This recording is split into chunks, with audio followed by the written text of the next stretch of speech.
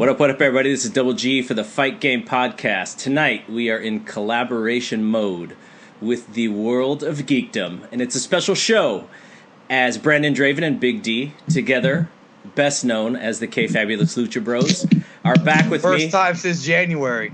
Almost 6 months. I left the territory. I got suspended for 6 months due to a drug violation. But I'm back now. So. Yeah. Too much tainted meat. Well, man. it was tainted carne asada, and then he got That's the right. 6, and then that was a 30-day. Then you got the 60-day for calling Bray Wyatt a fatty. Yeah, that's right. Which I talked to Bray Wyatt tonight, ironically enough. But yes, who was not on this card. But yeah, well, that's what happened. I went to Mexico. I had carne asada, and somehow wound up with Glenbuterol in my system. I don't know how that happened. So, I mean, the waiter's name was Glenn, so maybe that was the problem. Oh, man. And His then... last name wasn't Gilbernetti, was it? Or whatever the fuck that Jabrody's called. Gilberti, no, your favorite booker. But then what happened was I got called for Viagra. When they asked me why I needed it, I said because my penis is too big. So, we're screwed. The dick pills. Is your nickname now Bone?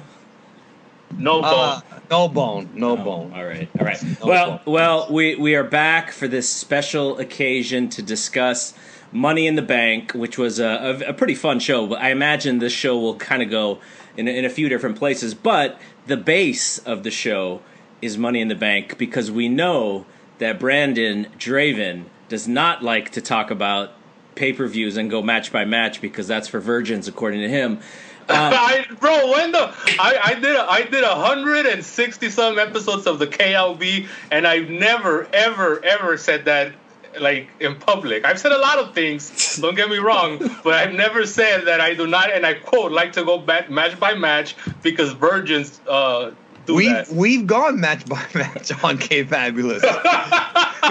That's what we used to do. We used to go segment by segment, which is why those Vince Russo shows were all like freaking 5 hours because there were so many segments. Okay, but I'm talking about a show that had just happened. Like you guys would do special Royal Rumble stuff just because Draven. No, what Draven doesn't like doing is going on here with the Meltzerites and talking about drawing money and things like that at the expense of the wackiness. In other words, there you go. See, Big T knows he gets me, bro. This motherfucker gets me. Well, you guys spent how many hours together? I haven't spent that much time with you guys.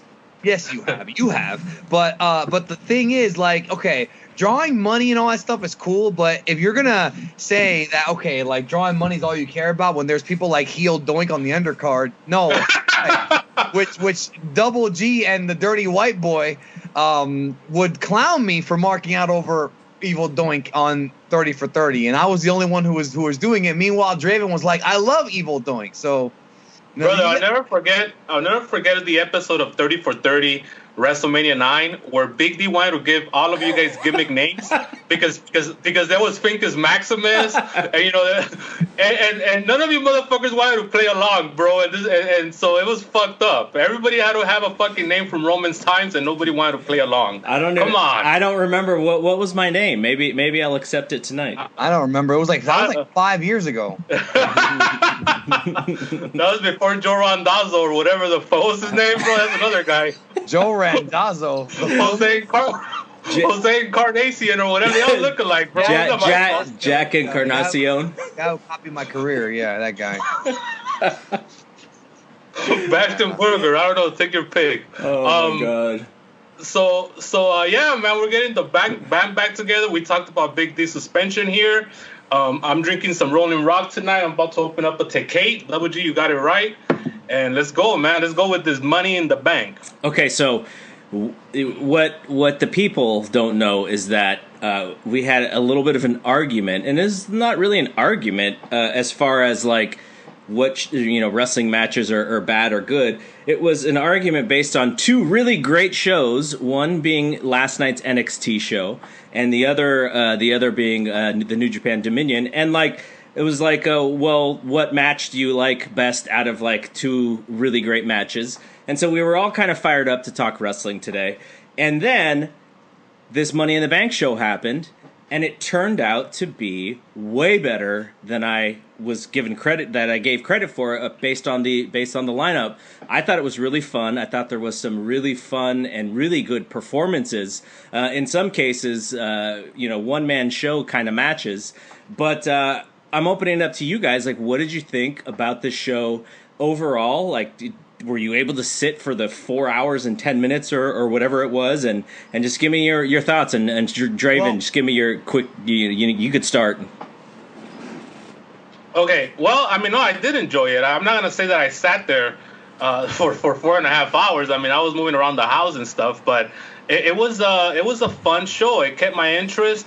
When you're talking about a 4.5 hour show, there is going to be points where you kind of get itchy a little bit. You're going for your phone, It's just the nature of how we live today, right? We're creatures of that fucking phone.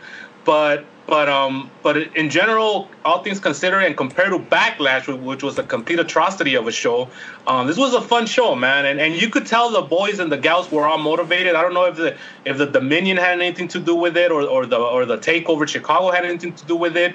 But I felt like everybody had something to prove tonight, and not everything hit, but everything was decent, and that's all you could ask for a 4.5 hour show. Yeah, is this now officially one of the big five? It is now, right? Yes, but from what I understand, this is the new line. This is the new schedule. All shows are gonna go this long now. Yeah, but they're not all gonna have NXT on the same weekend, right? Only the big five do, correct? That's right. Well, last year they had it as well. Last year was, they also had Takeover Chicago around this time. Okay, no, and I mean, for a big five show, I thought it did what it was supposed to do in that it blew off storylines and it started off new storylines. This was actually, to me, a well booked show because it ended a few of the feuds that I was kind of hoping would end, or at least I think it ended, and it started up, or not started up, but kind of teased new ones for the future, and I did like that. I agree with you. There were some, obviously the main feud, at least that we think that was ended tonight, was AJ Styles and Shinsuke Nakamura. And I guess I want to ask Draven this specifically.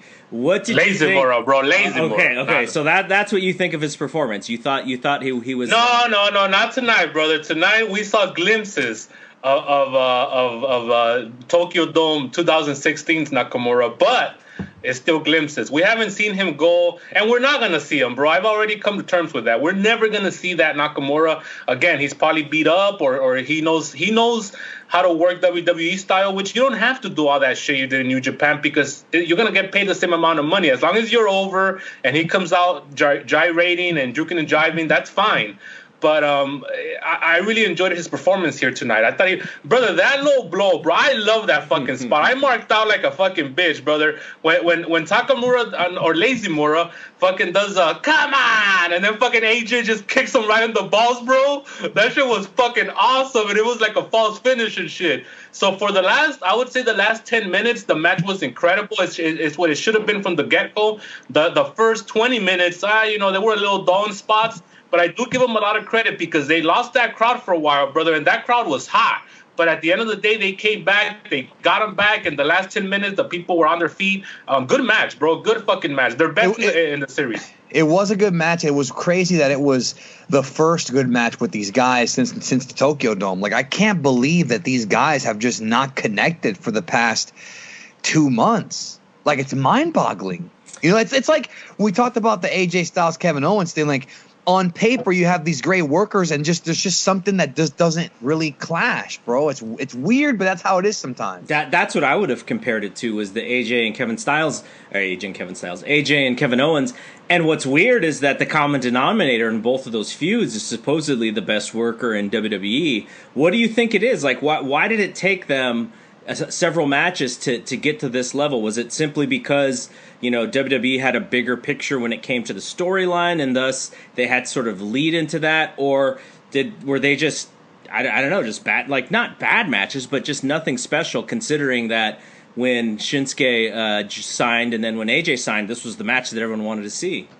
Well, here's the deal, bro. You gotta look at history, right? Since Lazimura came to the WWE, he ain't done jack shit. And don't give me that Sami Zayn match in Dallasu, or it wasn't in Dallasu, right? It was in It was next to Dallasu. Okay. Okay, well, don't Hey, give me listen, that I was in Darasu, bro, about a month and a half ago, and I like that city, bro. I consider moving out there.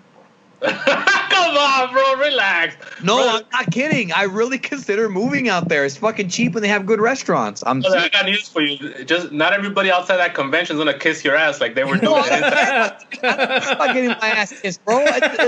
Nobody kisses my ass here. No, but it just gets hot as fuck over there, bro. You're looking at 120-degree weather. Florida. But right. without the crazy wet heat, I guess, right? But yeah, here's the problem: is that Florida summers now it literally rains every day. Like it rains every single day in the summer, bro. And it's like not even summer. Like what's the point of going out having a good time? You know. But anyways, to your point about Nakamura, what were you gonna say that he hasn't had a good match since Sami Zayn? That's right. And so he's just okay. So a couple of things. Bro. Yeah. A couple of things, brother. First of all, I'm not gonna put it on AJ because AJ has proven himself to be a great worker. He got the best match out of Jinder Mahal I've ever seen in my life. He didn't deliver with Kevin Owens, but besides that, I mean the John Cena matches have been great. I think Lazy Mura's I think he's washed up. I think this is all he's gonna give you. You know what I'm saying? Like what else could he do? He's probably got permanent injuries, and so this is what we got. And also they were hampered by the bad finishes in their previous 3 matches or 2 matches or 3 matches. 3 matches. Yeah, so that's also come into play. But they just don't have no chemistry, bro. And we've talked about chemistry. But they had chemistry in the dome. Yeah, that is true. But that was a different Nakamura. That was Shinsuke Nakamura. This is Lady Nakamura. It's the Shinsuke. No, that was Shinsuke Nakamura. No, this was finally a good match. And honestly, I feel like maybe it should have closed the show, but I think Money in the Bank closing was good because, I mean, I don't know if you want to talk about it now, but Strowman won, and I was kind of hoping Rusev would win because Strowman can get a title shot whenever. He doesn't really need that. The Money in the Bank briefcase has always been a good way to elevate a mid-card talent. That's pretty much the best thing to use Money in the Bank for. With Strowman, he's one of the few protect the main event guys that does not need this briefcase at all. And I also feel like having a baby face like Strowman with a briefcase, it makes a title win against someone cheap. So let's say that Roman Reigns and Brock Lesnar do have their match at SummerSlam. Let's say that Braun Strowman cashes in. That's kind of a cheap fucking way to get the belt, bro, unless they have Strowman. They have Reigns beat Lesnar, and then Strowman cashes in on Reigns. But even then, it's like when you have a babyface cash in, unless it's somebody like a CM Punk in 2008 or some indie darling that's going to get pushed, it just doesn't have the same impact of, oh, he stole it. You know what I'm saying? Well, what if he cashes in a la Rob Van Dam before the show? But that's stupid. That's just dumb. But Rod Van Dam almost lost that match if it wasn't for Adam Copeland coming in and helping him. But what if what if it's a story of where, you know, Roman gets the match with Brock again at SummerSlam and Braun is just like, F this, I'm getting in this match. Here's my briefcase. Let's make it a 3-way. That's a babyface move. They could do that. I could see that. They could do it, maybe. I don't know. I'd be okay with it, but it just seems like Rod Van Dam could have always blamed the weed, because I remember him and Sabu did get busted, and the cop asked him, "What's your name?" and he said Sabu to the cop. Okay, first of all, he broke all kinds of gimmicks there. Sabu, bro. We'll get to the men's Money in the Bank next, but let's finish up. That Funk got pulled over once, and he told the cop his name was Too Cold Scorpio. Is that true? What about when Rene Dupree got pulled over and he fucking got Hardcore Holly in trouble, bro? And Hardcore Holly fucking this is what an alpha fucking story this is, bro. So Rene Dupree it's beta, bro. When you really think about it. No, so Rene Dupree gets Hardcore Holly in trouble because Hardcore Holly let him borrow his rental car, right? So then Hardcore Holly goes up to Rene Dupree and tells him, "Boy, you got about 24 hours to learn how to fight, because I'm gonna kick your ass tomorrow." And sure enough, he whooped his ass, bro, like a man. Damn. The next day at a taping. Was this in Holly's book? It was in Holly's book, and I think Bruce Pritchard said, was it? No, it wasn't Bruce Pritchard. It was one of those fucking podcasts. Oh, it was Bruce Pritchard. Yeah. But they were going off of Holly's book, so it was on Holly's book. Oh, okay. What about when Hacksaw got pulled over by Sheiky Baby, right? And then Sheiky Baby failed the drug test, and they're like, "Sheik, your drug test came out positive. And Sheik was like, that's right, positive. That means I passed. No, one of my favorites, bro, is when Sean and Marty were on and it was MJ, it wasn't Martinelli. Remember, there's two of them. There's MJ and there's Martinelli. And so they inherited that problem. They were going 100 miles an hour, according to Sean, and down a hill. And also, they got pulled over by the cops, and Sean tells Marty, you know what to do, right? And Marty puts out a blade, and he gigs, bro. Oh, man. And then they tell the cop, I'm taking my friend to the hospital. And then the cop fell for it, bro. So, dude, that's like the Outsiders. That's what they did in the Outsiders. No, the story with the Outsiders is that they got pulled over and they were driving to the next town, and Vince was pulling up behind them, and rather than give them a ride, bro, he drives by them and he goes, I sure hope you boys make it to the town, laughing at them, bro. And they kept going. But I like how he said the town, bro, the Carney language, not the arena, not the show, the town, bro. That's right. Vince pulled up next to him as they're pulled over, and he's like, sure hope you boys make it. Fucking kept going, bro. He didn't even try to help them. And Vince had one of them jabroni drivers, brother, and it was Reyes who told the story too, by the way. and the jabroni driver you're talking about is James Dudley, right? Either that or a minority. That's a fact. Well, James Dudley is a minority. Yeah, I know. And so I just imagine Vince rolling down the window from the backside, because he ain't gonna sit in the front, bro. He's Vince McMahon, and he probably had like fucking a shitload of space, and he still didn't pick up the boys.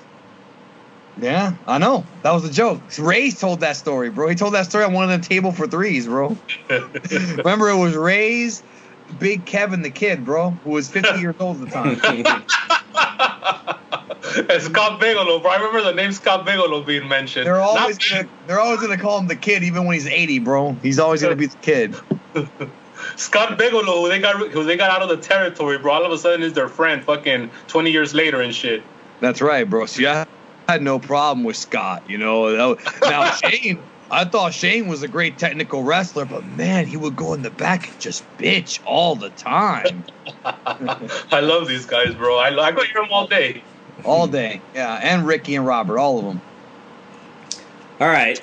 So, does that mean that we're done with Nakamura and AJ? Is that the sign to move on to the next match? I like the Styles Clash spot on from the stairs to the floor. I mean, if it was Kenny Omega and Okada doing it, it would have got a bigger pop in one household in San Jose. But it was still very nice to see that. You know what I mean? That probably would have knocked him out anywhere else. That would have been the first fall. And I love how Nakamura literally was orgasmic like Dave was at the New Japan show when he got hit by the Styles Clash. He did that wacky I just come face.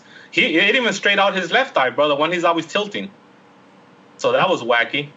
Yeah, well, where does he go from here? Where does Nakamura go from here? Because I feel like, I'm going to be real with you, I feel like he lost this feud, and I don't see any momentum for this guy. The classic booking, you go up the card, you go down the card. Where's he going next? Bryan? Are we doing Bryan, Nakamura, Joe, and AJ? Is that where we're going? Brother, I think there's gonna be a fucking diaper and sand, fucking illegal sand waiting for him. And the nerve pinch is a finisher. Too bad Master Fuji can't come back the cleaner, bro. Do they have any? Who knows where Wally Yamaguchi is? He's definitely not in Dave's house, bro. I have a feeling somebody else lives there now, not Wally. Do they have well, his brother, the other Yamaguchi is a commentator with Funaki. That's Wally Yamaguchi's brother. They're related? Yeah. I didn't know that. That makes it even wackier. And then there's that weird fucking Asian Russian, bro, that always throws me off. He gets me confused. He's from Russia, but he's Asian. And my stereotypical sensibilities fucking get triggered when I see that. Well, yeah, that happens when you're old and decrepit. So no, this was a good match, brother. It went 31 minutes. About 15 minutes were worthy of it, so it was good. All right. Yeah, it was good. So wait, so does Nakamura can't go with Bryan, right? Because aren't they going to do Miz and Daniel Bryan? I don't even know, man. I'm surprised they didn't go with that now. Maybe you're right. Okay, so who's he go with then? Rusev? Yeah, I don't know. Well, who does AJ go with? Joe. That would make sense. Right, Okay. Joe? Samoleon Joe, bro. Okay. Maybe Nakamura goes to Randy Orton in a long feud. Where's that guy at, bro? I don't know, bro. But he still pops up on Instagram from time to time showing off his wife and shit. I've seen that before. And he also loves to tag that old video of him giving the RKO, the kid in the bed, the RKO. He loves to fucking show that video. He shows it about once a year.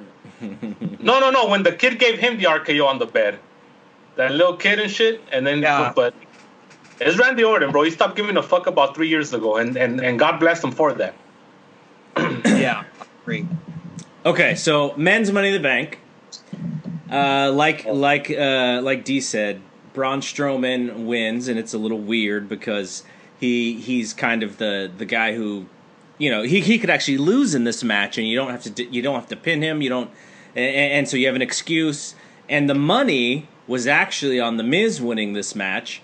And so I kind of thought, I was like, okay, well, when are they going to get Miz? When are they going to get Miz? When's Miz coming? And all of a sudden, Braun Strowman wins, and it was kind of out of left field for me. But, I mean, they kept that dude the strongest of anybody ever in a Money in the Bank match. He ran through a ladder.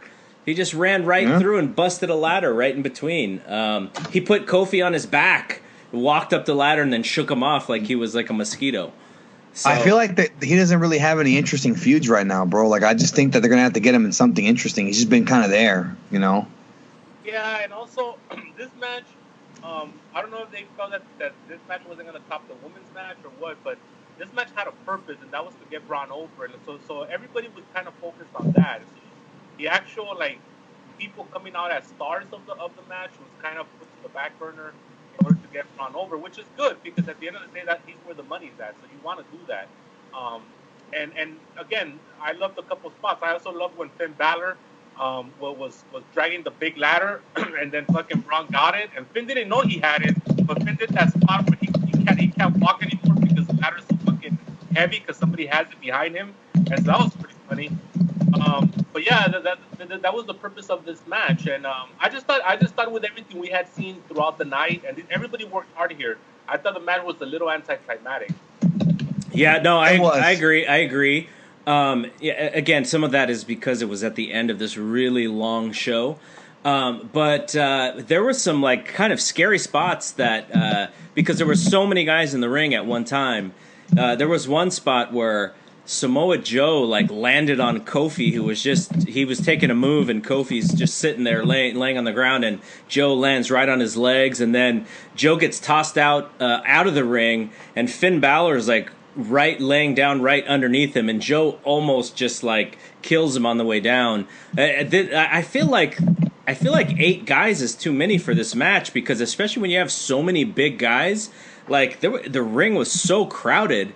And in the women's match, you didn't have that problem because, you know, the women are not as large as some of these guys. But man, I was just like, I thought someone was going to like bonk heads or get knocked into each other or something. It just felt to me like there were too many folks here. 6 men is probably a little bit easier, but you know, I can see why they wanted to get 8 guys. You get more guys in the match, right?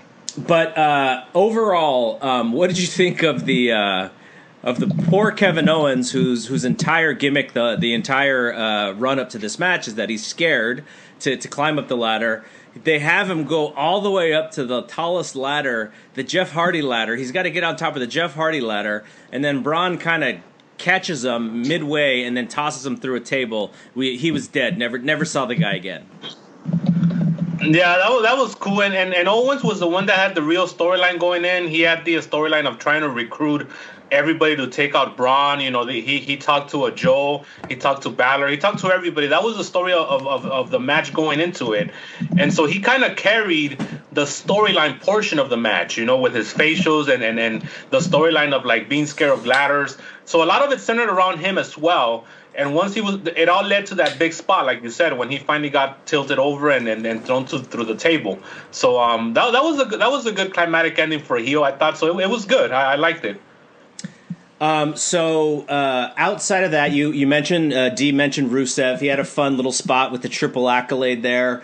I never thought Rusev was going to win the match because it's just, you know, they for whatever reason, no matter how much he gets over, they don't want to see him get over any more than that.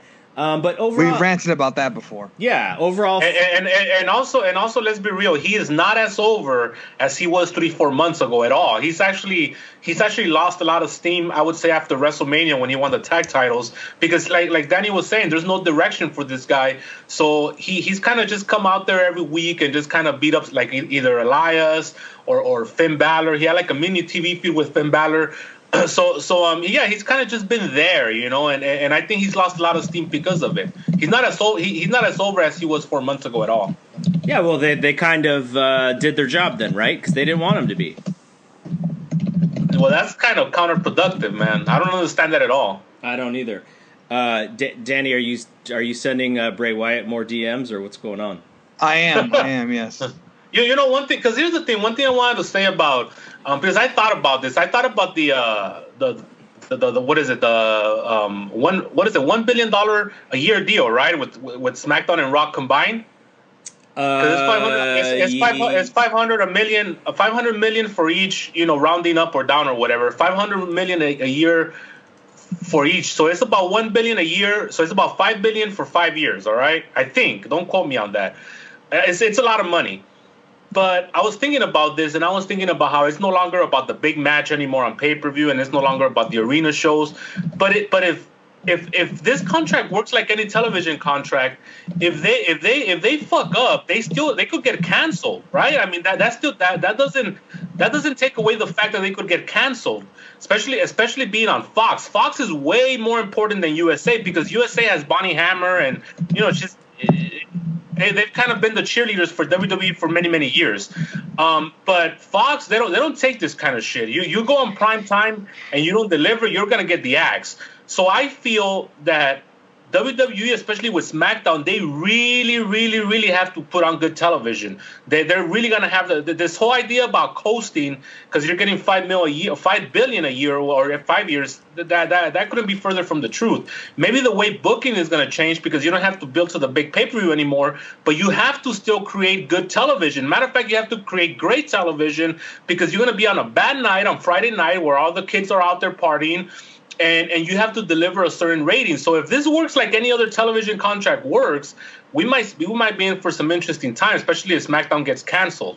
So I say this only because we're talking about how they didn't want Braun to be that over. Well, now they're gonna have a bunch of people be extremely over, so people could tune in and watch them. And if not, they're gonna be in for some hard times. Okay, so what does that actually mean? And I agree with you. Does that mean that SmackDown now becomes the A brand, which WWE has not really allowed or has tried to not allow ever since Raw and SmackDown were on television together? Well, I feel like there's this weird kind of like dichotomy going on with that because everybody knows that SmackDown needs to be the A show now. There's no two ways about it, all right? Because they're on Fox, whereas Raw's always going to be on USA.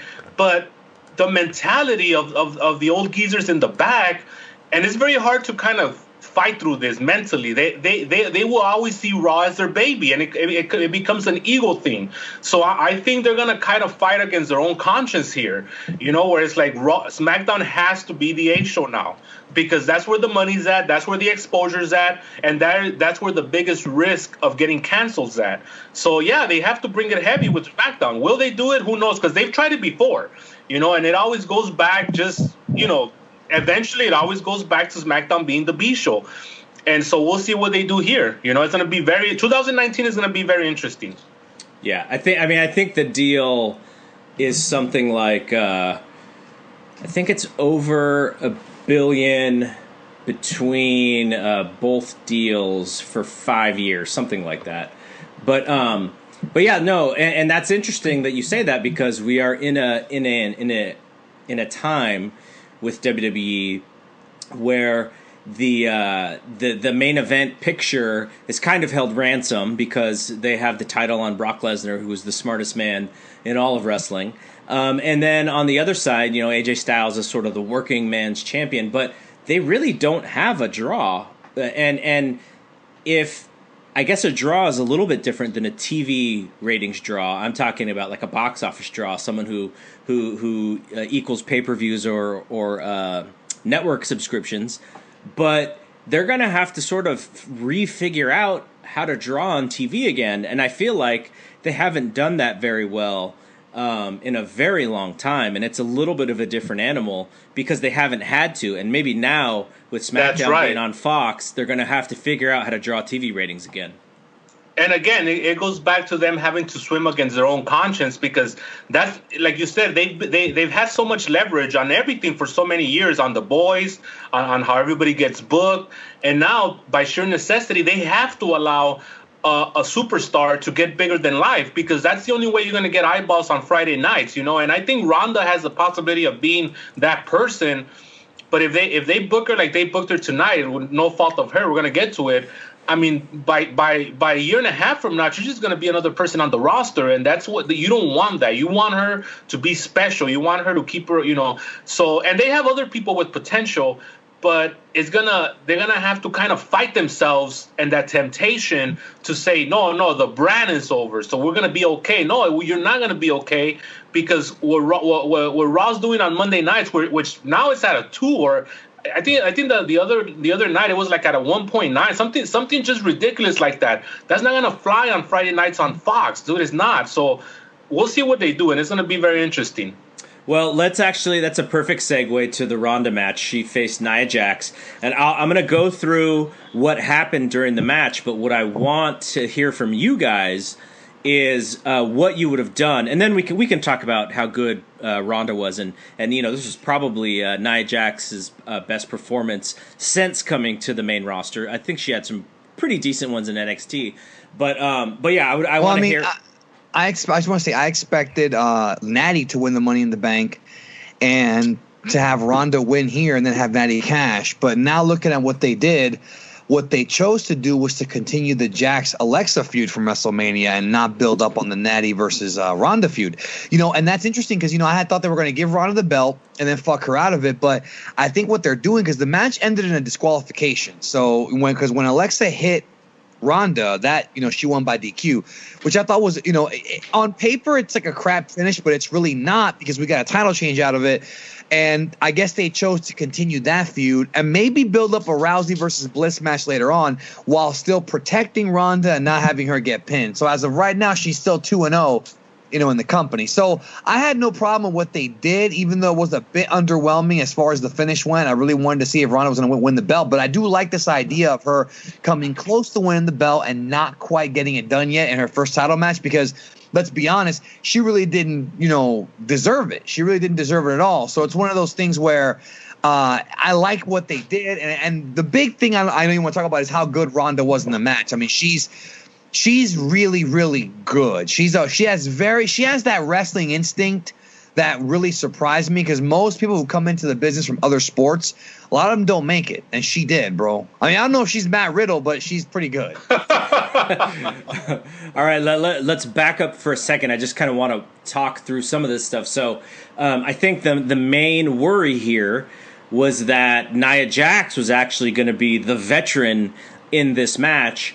And the worry was that they didn't get to practice this. Raven told me she's the veteran of the Stairmaster, is what he told me. I'm not a big fan of Nia Jax because she's already put some power plays. Not because she's heavy, contrary to popular belief. I just don't like her because she's bullied. Nah, she's not. She is a bully, bro. She is a bully. Well, didn't Dwayne tell her to leave, or did she call Dwayne? What was the story? She called Dwayne. She's a bitch, bro. She's a bitch, and I'm not saying as a female bitch. I'm saying she's a bitch, just like a guy would be a bitch for fucking walking out. So Dave, the great Dave Meltzer, whom Double G respects greatly, he came in. He said he finally put the veil out of this fucking thing.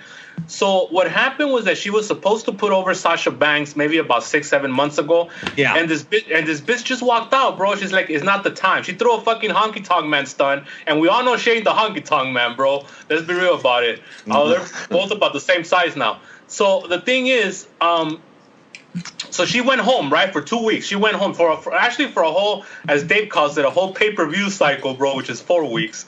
And so, you know, I just lost so much respect for her. And I could have promo on her when it happened, so I'm not going to go through it again.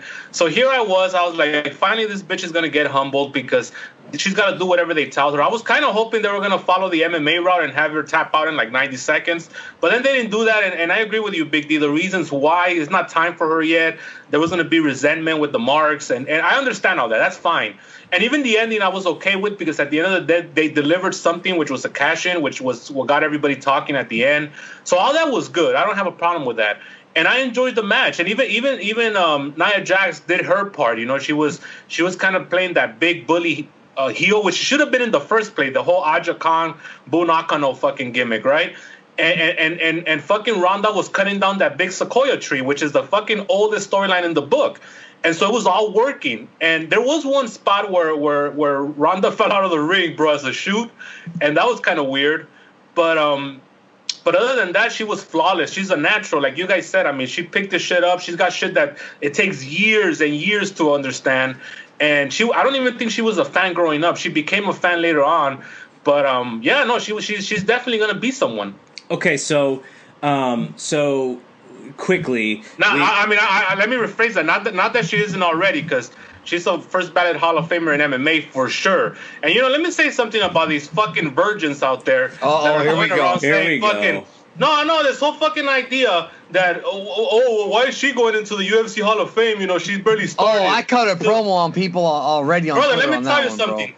Don't these people know the kind of records she holds? Don't these people understand the doors that she opened? We would have never have this fucking Divas Revolution or whatever the fuck it's called if it wasn't for Ronda Rousey. You know, nobody believed in this woman, bro, when she first came up in 2012. Not even Dana White believed that they could draw money with women for a long time. Remember, she had to convince him. She changed the face of both MMA and you know, sports entertainment. Yeah, I guess you could say that. Yeah, combat sports. Because once she became a draw, it was possible for every other females to become draws. And I'm not even gonna go into all these records she has. Her amazing ability to tap other women out in less than a minute or a minute and a half. You know, unfortunately, she's kind of a cluster B, and she couldn't handle defeat, and she's kind of a little bit wacky. But besides that, she definitely is a fucking first ballot any way you fucking cut it. So I don't want to hear this whole thing about how she's new and she doesn't deserve it. It's so fucking ignorant, you know, and it pisses me off. Yeah, no, I 100% agree with you. Okay, so the only reason why I want to slightly walk this back is because I'm hearing from a lot of folks that this is a show that they skipped. So there's a possibility. I can't blame them after the last show. It's also Father's Day, right? The lineup sucked kind of on paper. So but Ring of the King '94 was on Father's Day, and we had Owen Hart and the great Art Davey on there. So I mean, I don't know, man. That's a bad Art Davey, bro. That's like them. That's like that excuse about the fans didn't come because it's the summertime. Oh, it's the wintertime. It's too hot. It's too cold. So that's the old Carney excuse. So we're already spoiling the women's Money in the Bank match, which we haven't talked about yet. But they should already have seen it by now. Really? Yeah. Oh well. That's what I'm saying though. Is a lot of people I'm hearing skip this show. Read the results on FightGameBlog.com. How about that? Or they can just listen to this. Maybe they're listening to this, and this is how they're getting their results. There you go. Well, yeah. Okay. But okay, so like you said, Alexa wins the women's Money in the Bank. And right as Ronda is about to tap out Nia, she actually uses they're building to the armbar spot, and Ronda uses a leverage that I have never actually seen before in getting the armbar. You actually probably can't do this in MMA because she actually had to kind of stand up in it, but she uses a leverage. She's about to get to the armbar spot, and then Alexa comes in with her briefcase. She clanks Ronda. She clanks Nia Jax. Nia Jax is disqualified. Ronda wins the match. And then she keeps hitting these women with this briefcase. And she actually tries to use one hand because I guess the double hand swing wasn't working for her. And she wasn't actually strong enough to throw, like to swing overhand. So it was like this weird underhand swing that didn't look good at all. But she knocked Nia a couple times, hits Nia with the DDT, and then hits the Twisted Bliss to win the match. And when she handed JoJo the briefcase, I think JoJo said something like, the money in the briefcase has been, so I forget, she called it the money in the briefcase. But so that's how Alexa wins the match. And I think, now this is just my guess, but I sort of feel like SummerSlam is going to be Ronda against Alexa. Could be. No, I can see that. I mean, yeah, well, they have another pay-per-view in between, so Extreme Rules. What happened to Great Balls of Fire, bro? that was the last time we did this, I think. Maybe it was balls too hard for that one as well, bro. Ball so hard. Great Ball so hard of fire. Yeah, well, no, the next pay-per-view is the UK Championship Tournament, boring. Then Extreme Rules. And then there we go. And then we go from there. But your boy, from Pittsburgh, Pennsylvania, bro. Is Kurt going to wrestle on that card? Well, we know Bruno ain't, so unfortunately. Man. Come on, bro. Too soon. But it'll still be sold out. Okay, wait. And he'll take credit for it. This is a guy. Okay, this guy drops the Bruno reference, but I want to tell you guys how good Draven is at this stuff. We did a podcast previewing the Draven's Drive-In, which he's got a couple episodes up on this feed already, and I know he's got the next one coming. But we kind of did a podcast just to hype up that show, and I think I may have told him like 2 minutes before we we're going to record. I was like, "Oh yeah, I'm just going to ask you a couple questions about Bruno," and this guy went deep inside his brain and gave us like a 15-minute history of Bruno Sammartino that was so awesome. So after you do that great of a callback on Bruno, and then you drop the Bruno joke on this show. I'm like Jekyll and Hyde, brother. There's two sides to me at all times, so you never know which one you're gonna get. You never know who you're gonna get. I think that was Pedro that did that. This is Draven, bro. This is a whole different cat. Marty and MJ. Wait, D, did you ever hear what my dad's feedback on Draven's Drive-In was? No, I didn't. Did Draven hear it? Draven, yeah, I told him. He said it was something like, "That guy Draven, your friend Draven, he's a really smart guy, speaks well, but man, he curses a lot." That was the feedback. Man, just the fact that your dad called him Draven's already enough to pop me. That's already it. He called him by his gimmick name, bro. The podcast is called Draven's Drive-In. I know, but he didn't even ask for his real name, bro. I like that. It's like when Percy said that there was going to be 29 coffins and 29 caskets. That's a classic line, bro. For the Royal Rumble. 29 caskets and 29 body bags, bro, in Royal Rumble Night 2. What else is he going to say, bro? I mean, that was the gimmick. But, no, yeah, I like this match a lot, brother. Ronda Rousey and I'm sorry, I like that. Okay, well, the last thing I wanted to ask you, though, was you mentioned with WWE moving to Fox, they're going to have to create stars. If your goal was to make Ronda Rousey a star, how would you have booked this match? I think they did a fine job, but I actually wouldn't have booked the match. I would have had Ronda work her way up to getting the title shot later on in the year.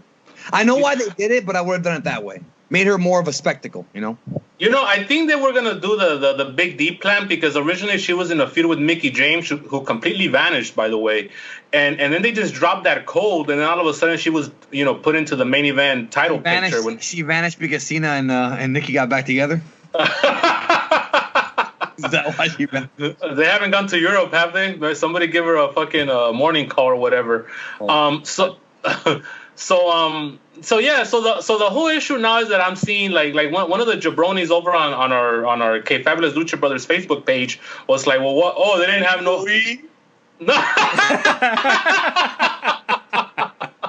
Not him, bro. Not him. Representing the LGBT for the KLB, bro. He loves it. His projection of Finn Balor is incredible. I like how pretty much everybody's turned on Last Jedi except him, bro. He still hasn't turned on it yet. No, well, he's gonna be there to the end because his honey. Well, the other day, he said that Force Awakens is better than A New Hope, bro. I don't know about that, brother. Delusional, bro. That's delusion right there. Wait, bro. I haven't turned on Last Jedi yet. Well, man, you're also wrong. It's okay to be wrong, but I will say that I still have only watched it once, and I haven't watched it on DVD yet. You might hate it more when you watch it the second time. You won't make it, bro. You won't make it. The whole Finn, and not Balor, but the other Finn, the one that's less over.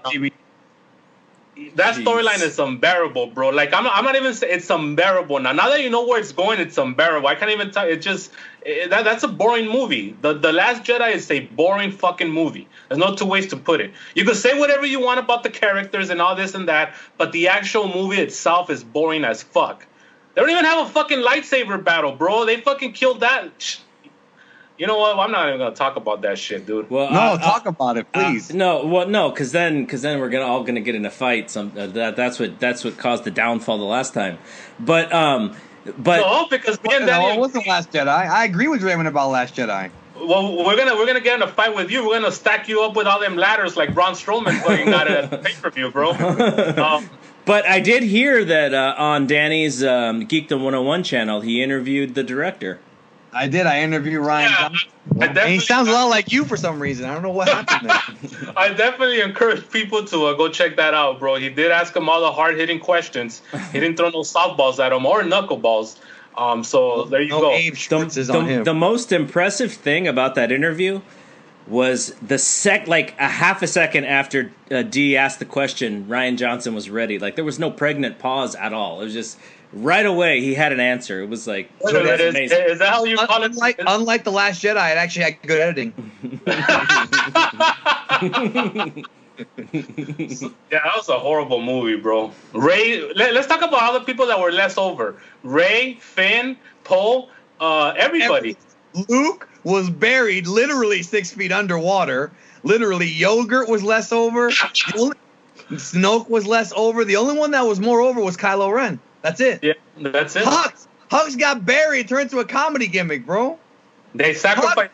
Hux went from Goldust 96 to Goldust 2002. What about it if Rhino Johnson would have told you that in good booking we sometimes have to sacrifice to get somebody over? He sacrificed the entire roster for one guy. I guess WWE's done that too, so. Yeah, but the problem is that this wasn't episode 9, it was episode 8. There's still a whole other story that they gotta tell, and I could give two fucks about it. Right, I don't care anymore. So yeah. So anyway, going back to Nia Jax, here's the deal, folks. You can't have a fatty being a babyface champion against smaller competition. All right, it fucks up the psychology, because what's gonna happen is that she's always gonna come off as a bully due to the match structure. So if she's a babyface, she's always gonna be, what's she gonna do with the smaller heel? So it's very difficult to accomplish that, and they knew that. I think from the very first match after the Alexa Bliss match got no heat, the rematch after Mania. So that was the problem. Now, could you have Nia Jax, the big husky woman, running through baby faces? Sure, you could do that. But you cannot have her as a babyface champ. It just won't work unless you get somebody bigger than her. And I don't think there's Kong. Nah, bro, she's like fucking 50 now. No, you could. What the other broad, Piper Nevin? She's kind of a big broad too, but she's kind of small though. That European broad. But Vince doesn't like to have too many women that look like that in his roster, and that is a fact, bro. Don't get mad at me for that one. No, history tells us that. Yes, exactly.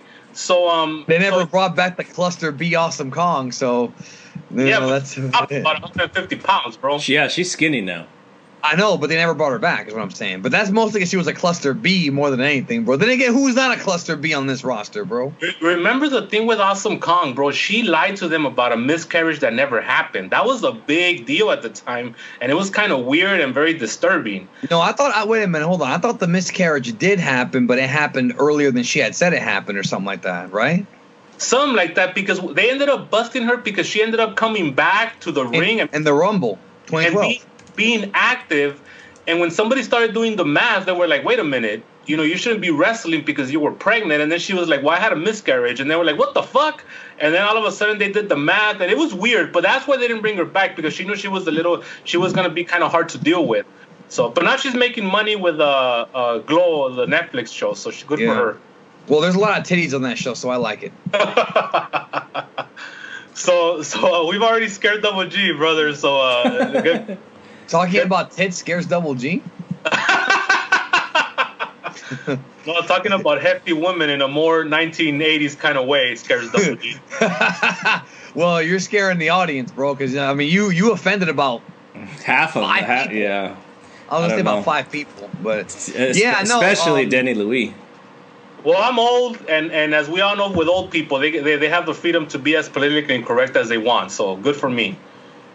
I'm not that old to get away with that excuse. You say words like colored and Oriental, and it's okay. Hey, exactly, brother. That's Remember, okay. You can do that, right? Okay. Not me. I'm not. But if you're past 60, you can say whatever the fuck you want, and people just laugh at you. So, or if you're in police academy, bro. So, what was the next match? We're going backwards here, so I'm scrolling up on Carmella and Asuka. Yeah, let's talk about Carmella and Asuka now. I did not like this. It wasn't good, but the entire time we were waiting for whatever Ellsworth was going to do. And so what they have Ellsworth do is show up in Asuka's gear, the gear that she uses to come down to the ring. And when Ellsworth shows up at ringside, you made the doink reference earlier. I sort of felt like they were trying to... Do not compare James Ellsworth to Matt Bourne, please. Listen, I felt that they were trying to pantomime Asuka, because like she just sat, she stood there in the corner. Isn't that what Lando is? A pantomime or whatever? When you fuck anything? Isn't that what that is? A pantomime? Never mind, bro. Go ahead. What? Never mind. I made a pansexual joke. Never mind. That was bad. But like she kept her mouth open and turned her head, and then Ellsworth in mask, in gear, turned his head at the same time, and it was like Asuka was like confused, like she thought it was like herself right on the outside of the ring, like she couldn't figure out what was going on. Is that what we're supposed to think happened? Maybe she found out that was fucking Aya Shiori, bro, who they don't get along, finally coming to the big time. That's right. I remember hearing that she thought she was going to do a run-in. They don't like each other, which is going to be interesting. It's going to be like Mysticis and fucking Al Rodriguez, bro. They don't like each other. They're about to be in the same territory. He's going to pull a gun on him, bro, like Carlos told us, bro, in the back. He's going to pull a gun on him with the Mexican cartel with him, bro. Some serious shit. Those Mexicans don't screw around, man. By the way, I just saw the movie Superfly, bro. I don't know. Don't ask me why, because the movie passed. And S.I. Morales, who played Bob in La Bamba. He's in there? He got a payday, bro. Oh, my God. I got insulted because he's Puerto Rican and he was playing a Mexican cartel leader, which is bullshit. But is that almost as bad as freaking the Colognes playing Matadors, bro? Hell yeah, that's very insulting, bro. Wait, Isai Morales is Puerto Rican? Yes. No, you know what's bad? Hell? Here's the thing. Benicio del Toro played Che, who's not Cuban, even though he's a Cuban hero. He's Colombian or Argentinian. Argentinian, but Benicio del Toro gets a pass, bro, because he's alpha in everything, including Star Wars. He was even alpha in Star Wars when he's like, "You'll pay for this," and he turns around and goes, "Maybe." That's alpha, bro. He had like 3 lines in the whole movie, and he was doing the Porky the Pig in half of them. Yeah, he did. He was, bro. And that was probably him ad-libbing it, bro, because he probably saw the script and was like, fuck, this is boring. I'm just going to ad-lib this. And he saw Rhino Johnson, who was like Dickie Slater and Sting in the toilet. All Rhino Johnson was going to do is just take it and love it, bro. What is he going to do to fucking Benicio? Yeah, Benicio will be like, I'm done. Bye. So, anyways. You just hurt my feelings with that one, man. You're still reeling over S.I. Morales being Puerto Rican? Yes. So that tells me you don't like Puerto That tells me a lot about you, bro. That tells me we found out some new things about this man now. No, because I didn't know. I thought he was Mexican. Filthy Rican, bro. That's what you're thinking right now. See, I'm not the only one that gets heat on this show, bro. No, but that's what Double G's thinking, bro. No, that's not. I'm not thinking that way. I wish he was my kind. But now that I put 2 and 2 together, Isai Morales and Pedro Morales. Isn't Pedro Morales? What kind of a combination is that, bro? But isn't Pedro? I don't understand the Isn't he also Puerto Rican? I don't understand what you're trying to get at right now, bro. He's also one of them Puerto Ricans. He's also Puerto Rican, so I should have known. That's what I'm saying. Is I should have known that he was Puerto Rican. Well, his name was S. Morales, bro. So you got me on a new one, bro. I swear I wanted to buy the shirt. Have you seen the shirts with the La Bamba line? Not my first or my last. I almost bought that shirt. that's a class. Now that's something that a lot of Mexicans have said in their life. That is correct. Yes. But yeah. Anyways, yeah. Esai Morales is one of them Puerto Ricans. So there you go. And the one Jerry Lawler tried to interview back in the day wasn't a Puerto Rican, bro. So, but he got worked. So you're saying that Bob from La Bamba was not rooting for Mexico in the World Cup today? No, he wasn't. Neither was fucking James Upchurch, a.k.a. fucking Lou Diamond Phillips, bro. Oh, man, the Filipino guy. Jeez. All right, so back to Asuka and Carmella, as if there's anything that can top that. So again, for those, just in case, people who didn't watch, because I'm getting a lot of feedback that people didn't watch, Carmella, Asuka stands there, Ellsworth takes off the mask, he doesn't do anything but just stands there. Asuka looks like the biggest goofball of all time. I hated it, bro. And then Carmella kicks her and pins her. It was like all like we heard. I don't know. I think D's buddy Mike Johnson from PW Insider reported it, but we knew that he was coming back like a couple weeks ago, right? And that's the best thing that they could do to bring. Well, I mean, he is James Ellsworth, bro. He seemed like he was in that pancakes and pills diet that Shawn Michaels was in '93, bro. Because he like he carried some. He got a little heavy there. Not that he was ever gonna be a big draw or nothing, but come on, brother. You gotta look TV friendly when you're in the big time. So I hope somebody told him that in the back. All right, so yeah, that was that. We'll see what happens. I don't know where they go from there. I'm assuming Asuka will do something else because we know it's not going to be Charlotte, right? Because she's actually getting her boob fixed or whatever, her boob implant fixed. So okay, but let's go back to what we're talking about. Here we have Asuka. So what's up with her? Like is she's just another person on the roster now? She's another woman. Like they had something with Asuka, bro. Like that's the kind of thing that frustrates me. Like you can't be fucking around with this now because that's gonna cost you money now. You know, you gotta going into WrestleMania. I was saying going into WrestleMania, she had the undefeated streak, right? And she was a very interesting character, beat everybody. Now, like because she got beat at WrestleMania, it's like now they're like, okay, we can beat her now, and it doesn't matter anymore. And it's like that. It's almost like WWE, like in their own heads, are like, okay, like they almost like created that prophecy, like, you know, she got beat, she doesn't matter anymore. Let's move on. That's pretty much the way I'm seeing it, bro. It's like Danny's best friend Brian Alvarez says, a man he respects greatly. He said he hit it in the ballpark. He was like, they only beat her because it was going to be easier to book her. And even though that's true, it's a crutch. And what you're telling me is that you don't have any people in the back talented enough to create a scenario where she could stay undefeated for 2-3 years. I mean, come on, it's just fucking stupid. They just throw, if we beat her, we don't have to worry about not beating her. That's a horrible way to think about when you're trying to book wrestling. It doesn't work like that, you know. And now here she has second loss, so that's it. So now it's like she's just like whatever. You know, and she's very charismatic, and she always has that aura about her, and that's good. But eventually, that's going to go away as well because you keep on beating her, it ain't going to matter. And they had money with her in Ronda. They had money in a rematch with her in Charlotte. There was money there, and it's not there anymore.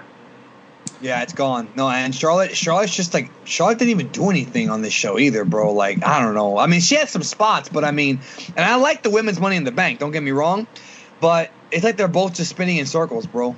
That's how I feel. Me and Big D have talked about this many times on our KLB show. The easiest story to tell. This is the easiest story to tell.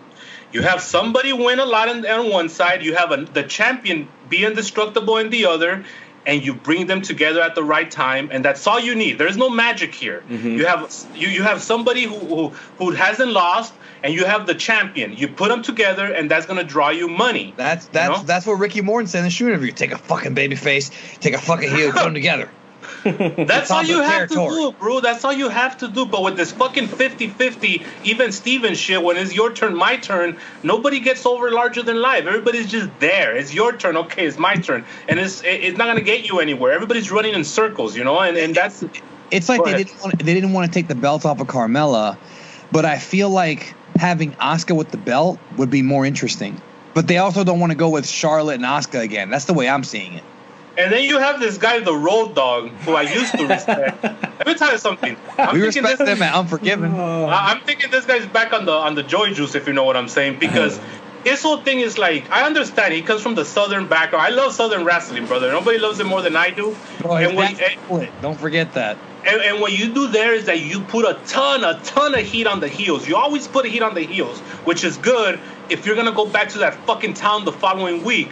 I understand what they're trying to do with Carmella. They understand she's annoying and she can't wrestle. So I know what the Road Dogg's thinking. This bitch is gonna get me heat, and you build that heat, and then you pop it. But when you're dealing with a nationally distributed company, you have to protect the baby faces, especially the ones that have the momentum of Asuka. You have to do it. You can't think you're gonna be in fucking Winston-Salem the next week and Carmella retaining her heat. It doesn't work like that anymore. And so, anyways, I could see why they're protecting Carmella, because she is like a stereotypical old school annoying heel. I get it, but at the expense of Asuka, come on, it's just stupid. Okay, could it be that?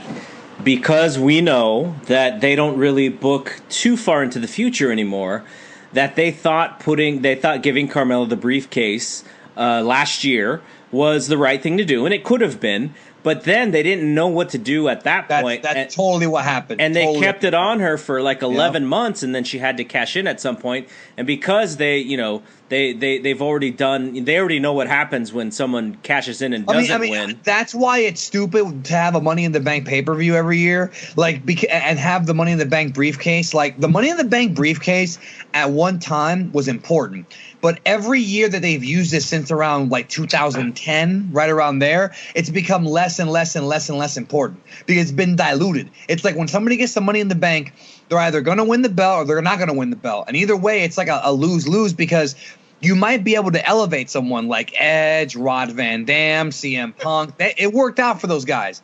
But for guys like, what's the name of this freaking Aaron the Idol Stevens, bro? Like, for him, what was his name again? Jack Swagger. You talking about Jack Swagger? No, that's not Aaron the Idol. Oh, you're talking about Damien Sandow. Damien Sandow, it was like you could tell when he got it, they had no idea what to do with him, and I'm pretty sure Greeny or Goldie or one of these guys, they had no idea. After they told us the same story about 1,000 times, they said that story. Okay, and that's what I'm saying is that with some of these cash-ins, right? They literally don't know. They literally have no idea. Look at Baron Corbin; he wanted it and led to nothing. Yeah, brother, I'm staying over Greeny and Goldie, brother. That's the best line of the whole show right now. In the era of podcasting that we live in nowadays, where every jabroni has a podcast, I'm surprised these two goofs haven't popped up with their own podcast, because I'll tell you, they were in that company for about 6 months each. But they told so many stories, bro. And they squeezed the living shit out of every fucking story they could have had over and over in different podcasts, bro. God, bro, did they?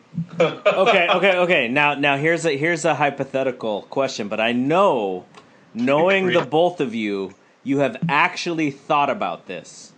I know that you guys have actually thought about this. Bro. No, this is 100%. Okay. What if you were on the WWE writing team? Knowing? Okay, I'll give you the Dave answer, but I wouldn't. That is the Dave answer. Yeah. Well, if you're gonna ask how to get Kofi Kingston over, you got to go back to a conversation that me and Draven had about 7 years ago where we got him over, bro. And it involved just Incredible being passed out in a chair in the back. So I'm gonna say this story. We've never told WG about our ideas, so. This is back then when you could do this. Now in the pussified world we live in, you can't do it anymore. No, which is only about 2011, right? That was 7 years ago. So we wanted Kofi to turn heel and win the King of the Ring tournament. And he was. Hold on, this was my part of the idea. Yes, just to make sure I get fully credit here. The idea was he was going to become King Kofi Kingston, KKK. Oh, right? Jesus Christ! And we were going to have white guys carry him to the ring, bro. Now, your idea involved just Incredible being passed down the back, bro, on a chair.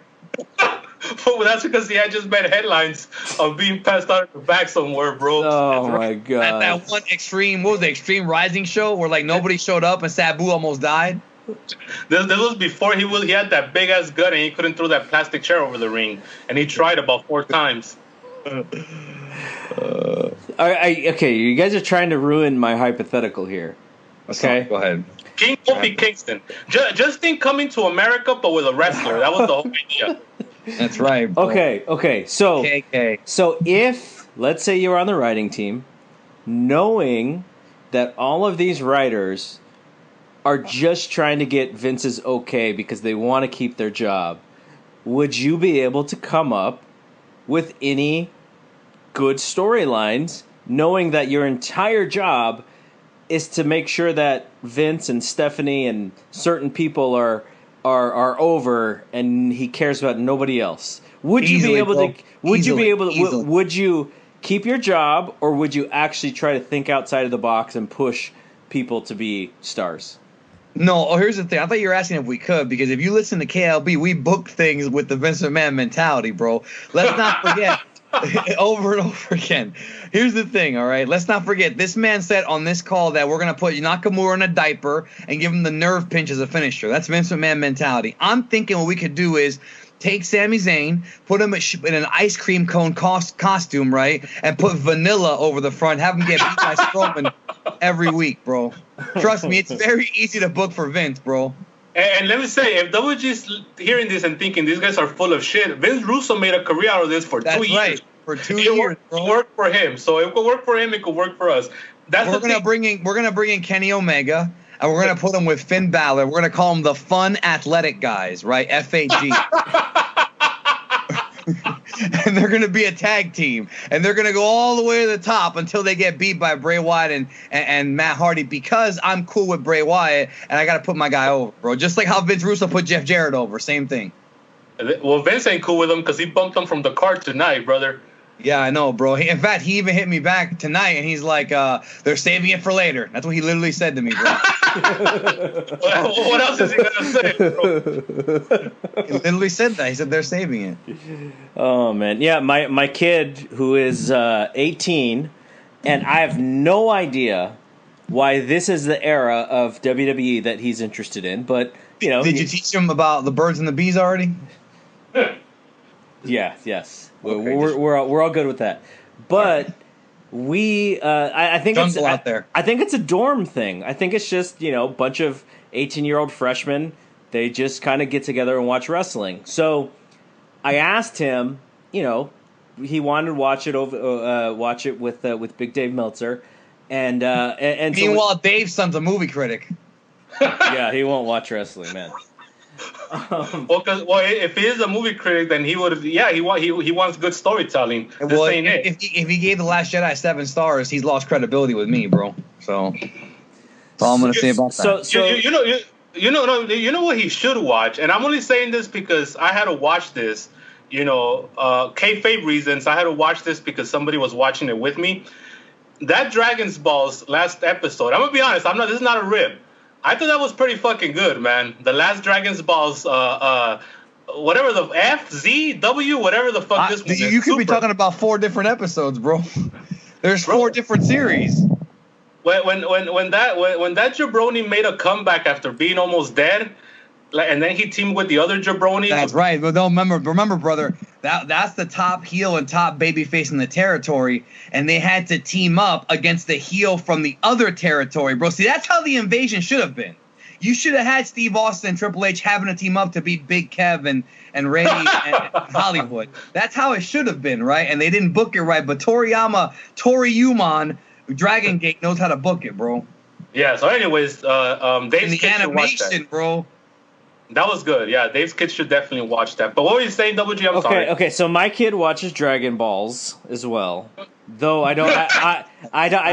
I don't know the story. So you know, I keep telling him, go to Geekdom 101. Just go follow that channel. So hopefully he will reach out to Big D at some point. So he's closer to those stories. But well, if he refers to himself as Double G's son, I'm gonna pop so hard, bro. Rojiblius Jr., I'll pop, bro. If he refers to El hijo de Rojiblius. That would really pop me, bro.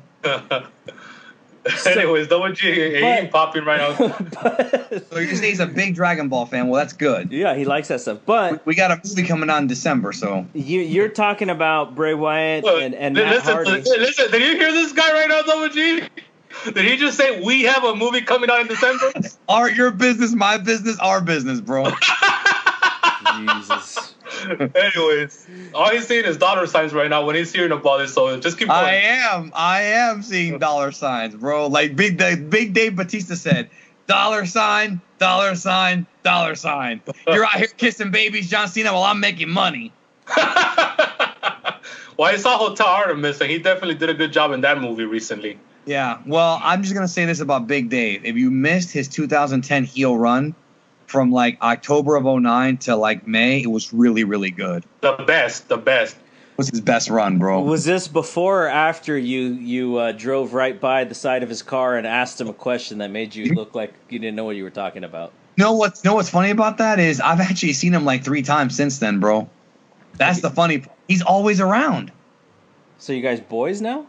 No, I don't know about that, bro. Just like you said, remember, this was your words. You said if I'm ever going to be friends with him, I'm going to have to hang with him at the bar, and I don't know if I can do that. So yeah. You're gonna have to snort cocaine off of chicks' asses, bro. You ready to do that? Yeah. I can't hang with him at the bar or at the gym, so I'm pretty much fucked. Dang.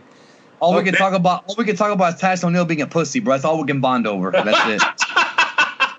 That's all we can bond over. Bro, the other day I ran. You know how when you're on Instagram you get those random fucking feeds? I saw a feed of him with a video of him showing off his calves for about fucking 3 minutes, bro. He just he just zoomed in on his calves and he's like, "There's another day at the gym, boys. This is how we get it done around here." And the fucking calves were coming out of his fucking leg and shit. It was weird. Wow.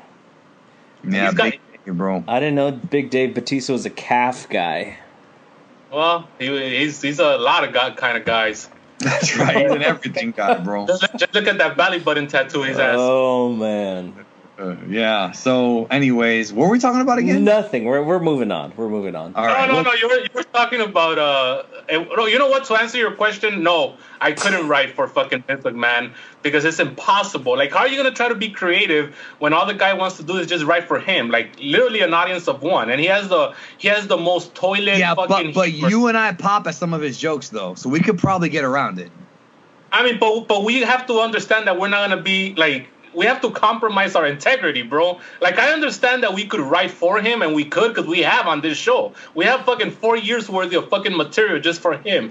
But we also know that ain't gonna draw money, all right? Just Incredible laid out in a fucking backstage. It ain't gonna draw money. It's just gonna be. Remember the way that we booked it though? He was sitting down in a chair and he was about to pass out, and he drops a pill jar, and then we go to commercial break. That's how you booked it, bro. Paul wouldn't be okay with that, but Vince would. Oh man. So we got Jinder Mahal and Roman Reigns. Exactly. That's exactly what we got. Okay, man. Like, I did not care about this feud. I didn't care about this match. It's obviously a placeholder for this guy, and the crowd felt the same way. Oh my God, the crowd, that's going to be the story of this match. That's what's going to dominate social media. The crowd turned on this match. Like, it was very disrespectful. And again, whatever. It's Roman Reigns. They should be done with this guy, but they're not, right? Because they're stubborn. Going back to the whole Vince thing, he's stubborn. But the way they did it, I've never seen anything like it because it was an act of like, just we don't want to see you. And they did the wave, bro, the wave. And it wasn't because they were bored, because they only did it one time during his match. Everything that they did it only one time. They did it at WrestleMania too, bro. Yeah, they did it at WrestleMania. What was your favorite chant? They had like 6 of them in this match. Y2J, bro, because I'm a mark for the guy. That was my favorite. And then CM Punk, of course. Hey, if your dad thinks that Draven cusses too much, show him one of the recent Jericho promos, bro. Oh, hell yeah, man. What about the LOD chant? I hadn't heard that one in a while. Yeah, well, they're from Chicago too. I mean, supposedly, even though they're from Minneapolis. Mm-hmm. But right. So no, let's go beach ball. Fucking end this match was the worst one. And you know, but the wave was the one that like the wave. Other than them, everybody getting up in unison and turning their back on this match, the wave was the most disrespectful thing I've ever seen. Because it wasn't an organic wave, bro. It wasn't we're bored. We've all seen the wave at wrestling shows, bro. They get started because the match is boring. This wasn't. It was an act of defiance of saying we don't want to see you. It's a troll. Yeah, they were the fucking. You had a whole audience of trolls. That's all they did. Do you think? The match. Yeah, no. They just don't care about this. Then they want to let Vince know. Here's the question: do you think they should have just had Roman come out and beat him in 30 seconds? I think that would have been a better idea. I thought they were gonna go that route because. Did we lose Draven? Yeah, I can't hear him anymore. I think we lost him. Something. Oh, he's trying to make a comeback. He's hulking up. Is he drowning right now? There we go. There he is. You were like Paddington in that freaking jail cell underwater in Paddington 2, by the way. A better movie than Last Jedi. But Paddington 2. I just saw that one. It is a pretty good movie. It's a great film, bro. Hugh Grant's a better heel than anybody in WWE in years, bro. Wait, the woman who has sex with the fish in Shape of Water is in that, right? Yes, she's the mother. Which, by the way, after seeing Shape of Water, I can never look at her the same again. Which I thought was kind of cool. With the egg timer. Yeah, well, she deserves all the awards she got. Definitely. No, and then to top it off, Jinder, and I don't know if this was an act of defiance on their part. He just goes into a rest hold for like 5 minutes. He just sits there and is like, "Fuck you," and I don't know. You have a negative and a negative, and it just created. It was a bad atmosphere. You know? I don't know how they couldn't have known this was going to happen, though. It's Chicago, dude. Well, neither one of these guys are over, and it's Chicago. Oh, well, I think the idea was like, well, Jinder, everyone hates Jinder, so maybe Roman will get a few more cheers. But it was Chicago, like you said, and they're going to do, whatever they want. I actually thought the match was okay. I thought those guys were like busting their ass so much that Jinder got like bloody, corner of his eye was bleeding all the way down his cheek, like he got busted open somehow. But if you take the crowd away and you watch the match for the match, I mean, it's not a 4-star match, but I thought it was fine. I thought it was fine for what it was. But again, I'm not like a big Reigns hater. I have a little bit of empathy for the guy, but it's just he works hard, and at this point, I have empathy for Roman too. Like, don't get me, like, it's really not his fault. I mean, he's done a lot of things that fucked up his own push, but not enough to get that kind of hate and disrespect, bro. Because he works really hard, and being a guy that never went up through the ranks. I mean, he's an old school guy because of his dad and everything, and he understands the business, right? At least I think he does, but it's still got to be hard for him. Like, it's still got to be very demoralizing because this is his art form. And to go out there and get disrespected like that, it's got to be fucking with him, Like, you could say what you want about Cena. We all know that Cena in the beginning, he was kind of breaking down too when it was happening to him. I mean, it never happened like this, but, so it does fuck with these guys when they see that because this is their livelihood. And there's something with Reigns that I can't think of any other guy has actually had to deal with, which is because of the weird fascination with Brock Lesnar that Vince McMahon has, and like trying to keep it like real, I guess. Roman has actually had 2 WrestleManias in which he really had no idea if he was going to win or lose the match, when everything that was sort of leading up to the match said he should win and actually win the title. But WrestleMania 31 and then this last WrestleMania, like, he was kind of like in the dark about what the finish was, and then to have to realize like, oh my God, I'm going to lose this match, and then we're going to have to do this all over again. It's pretty much like you're trying to get with a girl, and she keeps going back to her ex. That's pretty much what's going on. It's here. Like Corey Graves' relationship with CM Punk. I don't even know what that is, bro. You don't know that story? With his pimple, bro.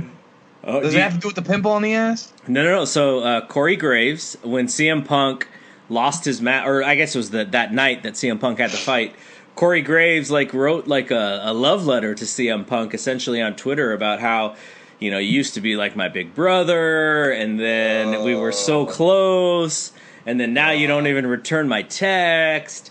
And he just ranted for like 4 or 5 texts about, maybe we should fight, or I don't understand. And it was just like, bro, he's not that into you, bro.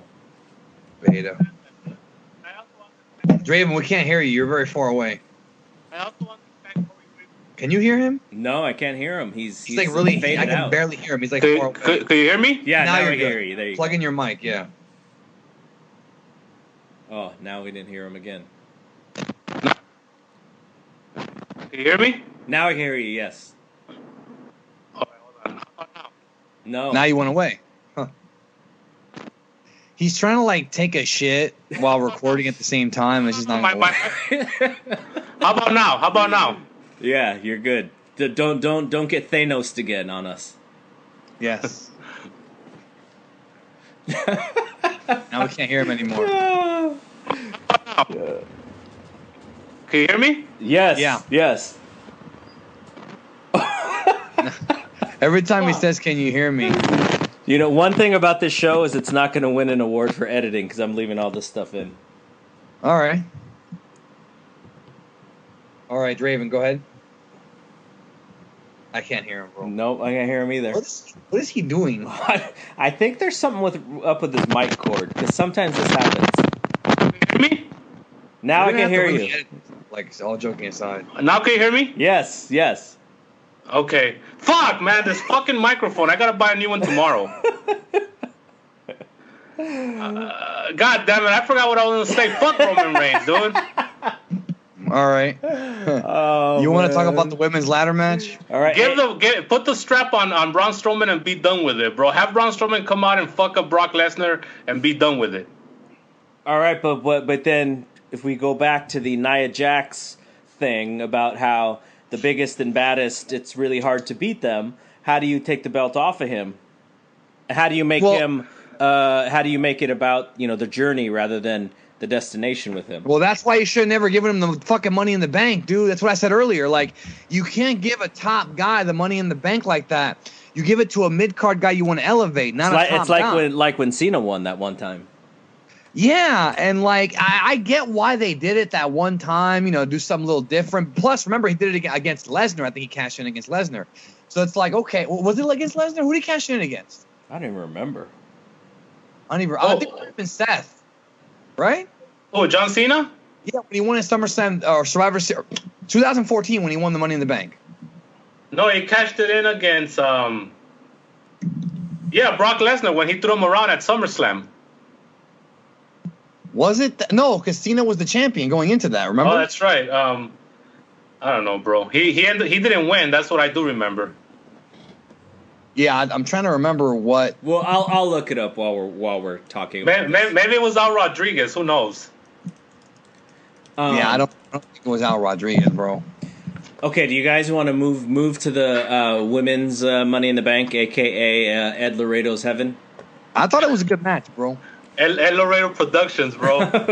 I really liked the match. I mean, they didn't take a whole lot of danger. They didn't do a lot of dangerous stuff, but I thought it was all really smart and led to what the prize was, which was all about the briefcase. Naomi's rear end was in full effect tonight, brother. There was a moon over Chicago, and I was a happy man. I really liked this match a lot. It was way better than the one they had last year with the women. Charlotte was awesome in this match, even though she could have done a lot more. She's still kind of running her, doing nothing. Naomi and Ember. Ember Moon was great, bro. Now, Draven says he's going to cut a promo on Ember Moon. No, I just think $1 million body, 10-cent face. That's pretty much all it comes down to. Okay. She's attractive, but I mean, she looks like a dude, All right. Is chilling. I've heard that same thing as dreamboat body, shipwreck face. I gotta write that one down, bro.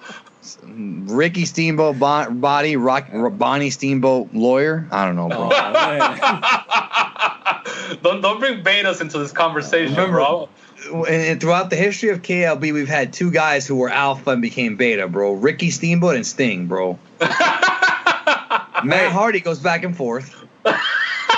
I think Ric Flair, we took away his alpha, but then we gave it back to him, I think, for something, bro. Well, Matt Hardy's, we got to take it away right now because he got bumped off the show and he didn't speak up. Well, he shouldn't. Because of that, right?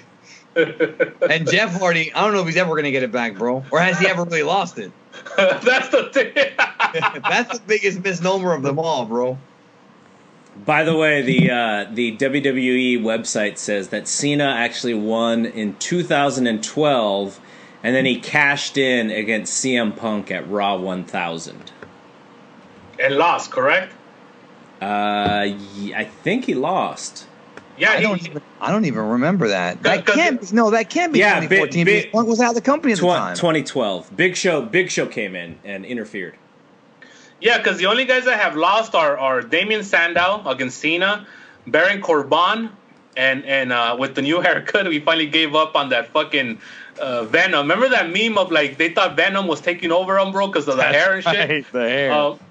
And also and John Cena. Only 3 people have failed, men, in the Money in the Bank. Okay, so the Money in the Bank. I'm sorry, the Money in the Bank for 2014. Okay, remember they changed it. It was supposed to be Bryan, but he got hurt, so it became a vacant. It was for the vacant title. Now we got it, bro. It was Cena, Al Rodriguez, Bray Wyatt, Cesaro, Kane, Randy Orton, Roman Reigns, and Sheamus. They had a Money in the Bank earlier that Seth Rollins had won. So there you go. The only reason why I like Money in the Bank season, bro, is that because we get the theme song of our president of the United States of America. That's right, bro. Every year, bro. Every year. Man. Money.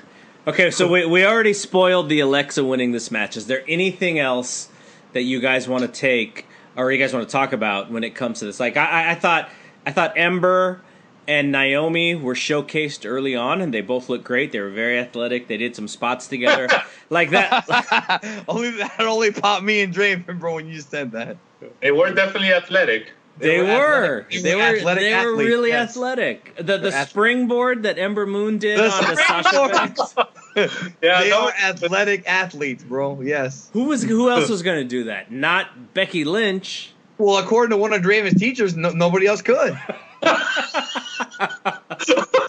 I don't think anybody gets that's obscure KLB. I don't know if anybody gets that joke. You're gonna have to dig into the archives for that one. Let's just say it's very controversial, bro. It's something Brother, Louis almost will get it, bro. He fucking had all your shows. Louis almost had all of my shows. He did. I thank you, Louis. Okay, but did or did not this match make you want to see Naomi and Ember Moon have a match? Yeah, but it was right. Yeah, it was good. It's good stuff. I just don't care about Naomi, bro. I'm never going to. What I'm trying to be a dick. I just don't care about her. What did you think of Lana's pop locking in her intro? I'm over her too, bro. I'm sorry, but I'm over her. All right, so you're over Lana. No, I also thought 1, 2, 3, 4, 5, 6. Hey, fucking what's his face? What's this jabroni that I'm reading here? I'm already drunk. Wade Keller, he forgot to write Sasha Banks' name on here, bro. And she took like the craziest bumps out of all of them. Yeah, he only put 7 women. That's why you got to read the Fight Game blog recap. That's why I don't have time cues in my recap though. He's better than Wade Keller, bro. What he's saying right now. No, I'm not. I'm not more descriptive. I'm sure Wade's more descriptive. Well, he has a longer neck. He has a longer neck than you do, bro. I'm sure he's a lot more of many things than just descriptive, bro. That's what we're gonna God. Yeah, but he needs that long neck. We're gonna leave it at that. Jesus Christ. That was not nice. Oh man. He doesn't listen, bro. So, no, I thought Sasha was great, bro. I thought she did a good job. Everybody here did a great job. This is my favorite match of the night. It was just amazing to see. Again, thank you, Ronda, because Ronda opened the door for these women to be put in this position to have these kind of matches. So everybody just delivered here. Even Lana, who everybody was so worried about, even she came to fucking play. So everybody, if you are gonna skip this show, watch this match and give the women their props because they really delivered. I agree with that. That was the best match of the night. So women's match better than men's match. I think so. Oh, definitely, I think so. Because the men's match was trying to tell the Braun story. Yeah. So they were kind of handicapped by that. This match was everybody got their time in the sun. Everybody kind of, this was more of a overarching story of all the women. Whereas the men's was focused on Braun, so it kind of limited them on what they could do. So yeah, this was definitely a better match. Yeah, I agree. But I've heard a lot of people say that they thought the men's match was the best match on the show, and I was like, I kind of liked this match. Of course, bro. It's been a sexist world. Of course. Yeah, I'm gonna quote Lucasfilm. They're all white conservative sexists who hate women. Oh right? God. If you criticize Ghostbusters 2016 or Last Jedi, you are a white Nazi. And we all know, bro. Even your boy. I just want to say this. Even your boy Chuck Wendig, right, who wrote Aftermath, was talking shit on Twitter, saying that anybody who disliked his books was white and evil. And it's like, bro, your books weren't even that good. I hated that book. Oh my God. Dude, the first one was ass water. The second one was better. The first one was terrible. The first one had Jar Jar in a cut scene, like juggling or something. Jar Jar. Yeah, no, Jar Jar's in the first one. Like, and so like, okay, like He's like a clown. you're not white, and you obviously don't hate women, right? Only one person on this call hates women, and it's not you and I. So you obviously don't fit that category. But this guy went on a Twitter rant saying that like, people who hate women, it's like that. It's like fucking Lucasfilm has programmed all their employees to say this, bro. They can't take criticism. Is he an employee? He's not an employee of Lucasfilm. Well, you know what I mean. He's under the umbrella. He's not an employee, but he did 3 books for him. Yeah. Same thing with Claudia Gray, bro. I'm not even gonna get into it, bro. Like that company. No, but she wrote a good book though. Bro, hell yeah, Bloodlines is a good book, bro. Dog, you know what? Most disgusting promotional tactic of 2018, bro, is fucking Last Jedi and Lucasfilm treating the fans, bro. That's my vote. The only one that me and Big D disagree on is Solo, bro, because he sucked Solo's dick. I did not. So no, I didn't suck it. I said I liked it. It definitely wasn't that great of a movie, but I liked it. Do I get to break the tie? Well, yes. Because last time I checked, you weren't even gonna see it. No, I just didn't see it on the first night. I didn't get to see it on the first night. Nobody did, bro. Nobody. I was in the movie theater with 8 people. I told you that, right? There was 8 people in the movie theater. Yeah, I went. I think I went on like a Saturday, and it was not even full. It was bad, bro. So did you like it? I thought it was fun in the same way that I thought other superhero movies were fun. Deadpool, that kind of stuff. That's the same thing Dave said, I'm sure. Listen.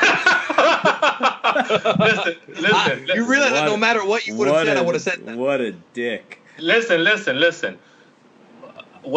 Fuck that movie, bro. It was fun. It was all right. I didn't love it. I didn't hate it. It was kind of in the middle. It didn't piss me off like Last Jedi because it didn't keep doing the personal politic bullshit, bro. I understand that, but some of the fucking shit didn't. Look, I'm gonna spoil this shit. All right, go for it. Whatever. I can't even say the word fast forward anymore, bro. I'm having such a good time. First of all, everything happens in this motherfucker's life within the fucking 2 years. I agree with you. Yeah, everything happens within like 5 days. He meets Chewbacca. He meets Lando. He gets the Falcon. He fucking gets his little fucking gun. You know, all this shit happens in one motion, bro. Fuck you right there. Second of all, that bitch decided to blow herself up. Like, there was no tension there, bro. Like, why did she do that? When you think about it, in the train scene, like, why did she blow herself up? It was fucking stupid. And they hadn't built her up enough to even care about that. Even the fucking guy, was that Jon Favreau, bro? The fucking yes, it was. That was Jon Favreau doing the voice. All right, well, he had to get another payday, bro. So he fucked up our. Yeah, but that's okay. We're okay with him getting a payday, bro. Of course. We like him, bro. So he fucking dies. All right, whatever. Yeah, but Childish Gambino was awesome, bro. Oh, he was. He was the fucking highlight of the movie. But the one I know Double G's guy is Michael B. Jordan. I think Donald Glover might be my guy, bro. But the thing that upset me the most was the ending, because Han Solo believed these fucking snot-nosed brats after they had been on their tail this whole time, these marauders or whatever the fuck they were. How did we not know that they were still bullshitting him? We didn't know that. He just took their word. Yeah. And that ending was all fucked up. It didn't really make sense with the rest of the movie. And then I come to find out later on that Paul Bettany was a replacement for Michael K. Williams. That's correct. Yeah, there's actually there's a whole 35 minutes of Michael K. Williams that it's somewhere in Lucasfilm that Lord Miller shot. Who's an alpha, by the way. It's great in everything he does. Yeah, but so is Paul Bettany, bro. Come on now. He's the worst part of the Avengers. Yeah, he was. They de-pushed him, bro. They depowered him. That's the worst. They pushed this chick ahead of him in that movie, bro. Oh, you're talking about Omar from The Wire. Like, how do you replace that guy? Oh, he's awesome, bro. But he said he couldn't come back because of scheduling issues. That's what he had said. He probably wanted more money. He's done a lot of shit. So yeah, he probably held it up for money like Ultimate Warrior, bro. I think that's what happened, bro. and the Darth Maul thing, whatever. You know, it's the Rebels. It makes sense. It's canon. But it was still kind of like, are you kidding me? Then what happened to this chick, bro? Fucking the Game of Thrones broad. What happened? Why isn't she any? It's like a cliffhanger, but they're not even doing a sequel. It's weird, bro. And then fucking Han Solo wasn't even trying to be Han Solo. He was trying to do his own thing, which whatever, you know. But okay, at least can I ask Big D one question? How does Darth Maul play into this thing at all? I don't know. I actually don't have an answer for you because he really doesn't. Like everything that we've heard, that we've seen from like the TV shows, right? He's not even. I mean, we know that he gets involved in the criminal underworld in between like 3 and 4, but that's all we know. So I guess I'm gonna be real with you. One of the problems with that movie, bro, is that was a cheap pop. That scene was like Vader in Rogue One. That was literally a cheap pop, and that's all it was. But Vader in Rogue One was really dope, though. Brother, but it was a cheap pop. For doing the boss man gimmick, bro, that was doing the bug boss man. Yeah, the nightstick twirl in the. By the way, Bruce Pritchard's show about the big boss man was awesome. By the way, I listened to that one. Did you hear that one yet? No, I haven't, man. I'm gonna listen to it. Oh, it's really good, bro. He put over Ray Trailer, bro. Hey Ray, bro. I'm not gonna spoil it, bro, but there's some good stuff in there. But anyways, yeah, no, the story is that she's working with him and that he's actually the one in charge of the what do you call it? The Red Cross, Red Shield, whatever the hell it's called, bro. The Crimson Red, yeah. And that's it. Like, I don't know why they even put him in there, bro. They're not making a Maul movie. Like, the rumors that he's gonna be in the Obi-Wan movie, but they already blew that storyline off in Rebels when Obi-Wan killed him. Spoiler alert. Are they gonna do a Lando movie though? I hope so. Kathy Kennedy wants them to do it. I mean, I'm all as long as Donnie Glover comes back, bro. I'm okay with it, bro. So Donnie Glover was amazing, bro. So then the way he got his name was fucking stupid. That was. When is Spanish a language in Star Wars, bro? Okay. Here's That's the Spanish word, bro. Here's my last thing about Solo, and we can move on to the last 3 matches. And then fucking Chewbacca's a fucking cannibal. We find out. Well, he's not a cannibal, but he's not human. But he fucking eats people, bro. and to top it off, Chewbacca. I'm gonna have to call you something else. That's too long. Though I was waiting for at the end of the movie when he shot what's his name, Woody Harrelson. He was gonna say, "Good work, kid. Remember, always shoot first." Thank God. Thank God they didn't put that in the movie, bro. That would have been like our idea of having Darius McCrary and Reginald Vell Johnson be father and son cops. Oh my God! Remember that? Remember that idea? Dude, what a reference. We booked that one too. So they were father and son, but what happened was he was the sheriff and Darius McCrary was like the cop, and they were both gonna die together. And there was a scene that Draven booked. I'm gonna give him credit for it. Where as they're dying, Reginald Vell Johnson goes, "I love you like a son." Oh, Jesus Christ! Purely for ego, bro. And by the way, like Patrick Duffy, and I'm talking about the alpha, not the beta MMA fighter, bro. I'm talking about the alpha Patrick Duffy, bro. I told Danny that when they brought up Patrick Duffy, who was the carny doctor that massaged yes. CM Punk's ass. Dave popped, bro. He said step by step. He did. Yeah, Dave, me and Dave will bond over Patrick Duffy's alphaness in Dallas and in fucking Step by Step, bro. And Sasha Mitchell, bro. But see, here's the difference between me and you, though. You pop over Patrick Duffy, but I pop over Suzanne Summers. That's the difference. That's true, bro. But I pop over her, too, especially back then, bro. She looked good even in the 90s. Dude, she was amazing. Yeah, but every girl in that show's hot, bro. Remember, I had Ed Laredo on Super Friends, and he went through every chick on that show, bro. Ask Ed whenever you have time. Ask him about Step by Step. Even the young daughter who was like not even a teenager. Man. Dude, she grew up. No, I know what she looked like when she got older, but on that TV show, she was like 10 years old. At first, but then as the series progressed, right around season like 5 and 6, yeah, Christine Lakin is her name or some shit, bro. Yeah, she got pretty fucking hot close to the end, bro. I think I stopped watching by then. Well, I don't blame you because Sasha Mitchell left the show, and they replaced him with that jabroni from Perfect Strangers, bro. Oh. And it wasn't the same. You know who I'm talking about? The French guy? No, I wasn't. Don't say Bronson Pitchka was a fucking jabroni, bro. No, the other jabroni, bro. Well, I don't know. The guy with the long hair, bro. I don't remember his fucking name, bro. It was after Cody had left, bro. But Cody was. We've talked about Cody, bro. How awesome he was, bro. Oh wait a minute, it was Bronson Pinchot. Luke Repertoire. He's alpha, bro. He's alpha in everything he does. Don't fuck with him. I feel really alpha as Sasha Mitchell. I feel really bad for the people who are like, you know what? I didn't watch Money in the Bank, but I want to hear a podcast about it. I feel really bad for those people who came onto our show and didn't watch. No, I feel bad for them because they have never seen Sasha Mitchell in action, bro. Oh man. Believe me, we have enough people that are going to be happy tonight. Let's just put it that way. All right, so Elias. That was a cool move. Elias and Seth Rollins had a match, and Draven gave me a little bit of shit for my description of this match, which was, I thought that Seth Rollins was awesome in this match.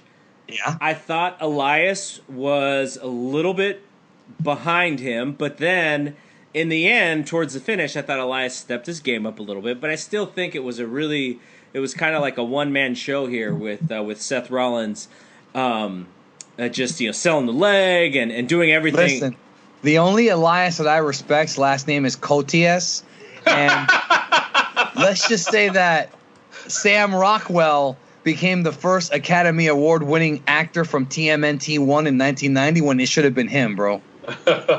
Ernie Reyes should have won it according to Drake.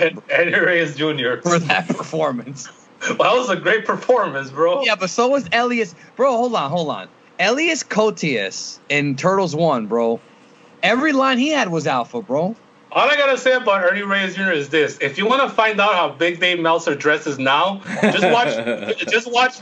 the pants that Ernie Reyes Jr. is wearing in Teenage Mutant Ninja Turtles Part 2, and it's the same pants that Dave wears to this day, bro. The acid wash fucking jeans. Does he really still wear those? Okay, so with the tilted hat. Can verify. I took Taekwondo from maybe I was 4 to 7, okay? And Ernie Reyes Jr.'s uncle was my karate teacher. You blew my mind right now, bro. No, so listen. Yeah, well, Texas karate instructor taught Ernie Reyes Jr. I'm serious. I'm not even kidding. Tex, that's crazy, bro. I haven't heard that name in a long time. Yeah, I know. So when I was I was very young, and I did not like karate. And so Ernie Reyes Jr. was, he's probably, I don't know, he's a handful of years older than me, but he would come in and he was just this little guy, and he would do these crazy demonstrations. They do the bells in front of all of our class. I don't remember exactly, but this was literally just in a garage of his cousin. And it was that guy when he was, I don't know, he may have been 12 or 13. You guys know how great he was, but at that time he was just doing stuff in the air, crazy stuff, and I was just amazed by him. And then I don't know. Actually, I don't think he's doing too well right now. Have you guys heard about what's going on with him right now? Yeah, I know he was sick. For a while. I don't know if I want to know, bro. That's a tragedy right there if we lose him. All I know is that our boy Hoist Gracie told us and taught us through UFC 1 through 4 that all that fucking razzle dazzle don't mean shit, bro. I know. And that was the biggest tragedy of the 90s. Because if you were the kid of the 80s, you believed all that shit. Yep. That's right. You believe in the touch of death, and what was it? Was it Fight Magazine and all that? Yeah, it's dead. That broke my heart, just like when Draven told me Isa Morales was Puerto Rican. No. What broke Draven's heart when he found that Nikita Koloff, the accent was fake, bro. That's the one that broke his heart. And I was in my 30s when I found that out, which is even a bigger tragedy. Wait, what accident? No, the accent. Oh, the accent. The Russian accent was not real. He goes up to him and he's like, "Hey, how you doing, man? My name is Nikita Koloff." And this guy was like, "What?" Yeah. I have a picture to prove it. Wow. Well, that was when I found out that Marty Jannetty was not the Undertaker at the '94 Rumble. No, it is and it isn't, depending what year they asked Dave. Right, Dave changes his mind on it every year. All right, so in TMNT 9, right, Casey Jones says, "Hey, Bogey, who died and made you referee? You did your job. Now get out of here and let me do mine. These little JB logged into our lesson." And then he's like, "Well." It's like, you have to be taught a lesson, pal. The class is paying 101. That's a great fucking line, bro. The class is paying 101. Not that I wouldn't know about those numbers, but the point is that he should have won an award before Sam Rockwell, because all Sam Rockwell said in that movie was regular or menthol. So go see 1990s Turtles, folks. Yes. Everything we've talked about, all you post 87 jabronis, go watch Family Matters, go watch Step by Step, go watch Dallas. Dave would like to watch Dallas, bro. Watch some old Suzanne Summers. Hey, Double G, I want you to ask Dave legit. Like, ask him what show did he like more, Dallas or Bill Watts' booking? Because he's put them both over about the same. I already know. I know the answer to that. It's actually C, Beverly Hills 90210. Come on, bro, the bias. That wasn't from Japan, bro. That didn't happen in the Tokyo Dome. No, bro, Dallas, the TV show. I've heard him mark out over that show, bro. Oh yeah, maybe David's into the Sendai fucking Power Rangers shit, bro. He would like that. Yeah, it's from I like Japan. it. Yeah. So yeah, Seth, this was a great match, bro. And again, this was the story. We had this in the first half of the show where you had the lesser talent being carried by a better talent. And you know what? AJ Styles is no longer the best worker in the WWE. That title now goes to Seth Rollins. This guy over the last 2-3 months has been phenomenal, and no pun intended right there. It's just he's a great worker, and I don't know, something happened with him where he just said, "Fuck it, I'm just gonna steal the show every night out." And every time on Monday Night Raw, the show could be shit, but if you watch his match, you're gonna be entertained. He's just amazing right now. He's on fire. He's their MVP right now, I think. Everything is connecting right now with this guy, and it's just too bad he exposed himself on the internet with those pictures of his little manhood. But that was before he won the belt. Oh, no, he had the belt. Never mind, he had the belt. But no, yeah, this guy's awesome, bro. And Elias has a great gimmick, but he ain't got shit in the ring. But you know what? This company is based on gimmicks, and I'm an Elias mark, bro. The guy's very charismatic, and he knows how to get heat. He's awesome, bro. Everything he does is except wrestle. Did the crowd really chant "We are morons"? I didn't even hear that. Was that during this match? Oh, because of Elias. During his little guitar scenario. Yes, they did, bro. And Elias kind of marked out over that. He was kind of surprised. Okay, so I told the crew that I was watching with, I said, what Seth should do... I wonder who that could be. Well, one of them is my kid. I said what Seth should do is he should plant some clenbuterol in Roman Reigns' protein shake so that Roman Reigns gets suspended so that he could beat Brock. Because imagine... Just give him some carne asada. Exactly. So imagine if he... goes into SummerSlam as like the underdog, and they do this match with Brock, and he's like selling, and he finally overcomes Brock. Like, I feel like that would be a really good way to make him as a star for WWE. I think he's the only guy who could do that right now. Honest to God, he's the only guy. Unless they switch AJ, he's the only guy, which they're gonna do for a while. He's the only guy. I agree with that. What? No, I'm getting another beer right now. That's where I'm at. All right. No, you're good. One thing I pointed out is that, which I thought was kind of cool, the first 3 matches on the show were internet darlings against WWE, like manufactured talent, because it was Daniel Bryan, Big Cass, Sami Zayn, Bobby Lashley, Seth Rollins, Elias. So it wound up being 2-1, indie geeks. But that was kind of cool. The Lashley match was a squash, bro. What? Yeah, what was up with that match? Like, that was like, it was just a way. I've been hearing rumblings, and WG will know this better than me, but they legitimately think that they could do Lashley versus Lesnar if Lesnar sticks around. That's one of the matches they have in their back pocket. Well, this is not even about Dave. This is about Big D. I think you were the one that told me that that's what they were possibly going with after WrestleMania. That is what. No, I said that maybe they could be going there, but I think everybody reported that, and actually, it wound up, not being the case. I don't know what happened. It's not the. It's not that it's not the case. It's just that you could tell that they're bringing this guy up little by little. It's old school booking where you kind of want to get him over. They're doing those vignettes where he's talking about his family. I mean, that whole white meat baby face doesn't really work nowadays. He's not white meat. But it doesn't really work. Yeah, he is, if you know what I mean. Oh, I know, man. But it doesn't really work in today's environment because the fan base is so cynical now. You can't do that. I'm going to kiss babies and shake hands anymore. It's very difficult to get over. But they're trying to get him over like that. And I'll tell you, man, I'm like Dave Meltzer. I marked out when he did that fucking obstacle course and he fucking went up there not using it. That was pretty impressive for a 41-year-old guy that's supposedly off the juice. Shouldn't they have given him the Goldberg scenario and just had him quickly get in there and give him the suplex and be out of there in 45 seconds? Well, New York never does that, bro. They never do that with baby faces. They'll do that with. Ryback's the last guy, right? Well, yeah, but he was a heel. They'll do that with Kozlov, with Ryback. No, Ryback was a babyface. Oh, that's right, he was. Yeah, so he was the last one that they did that, and guess what? He was a needle mover for a while. Yeah, but it works. But they rarely ever do that. I don't know. Vince doesn't like to do that fucking unbeatable, 2-minute monster kind of guy. And so with Lashley, they're just doing. I don't know. He has no charisma either, bro. Like, how the fuck was this guy over in TNA, but he never does shit here? Like, I don't understand that. They don't give him a chance to, I guess. In TNA, he was a good promo, not a great promo, a decent promo, and he was a good wrestler. And here he just comes off as a nothing. Like, I don't know. It's just weird. Okay, this is a good segue because I just thought of something.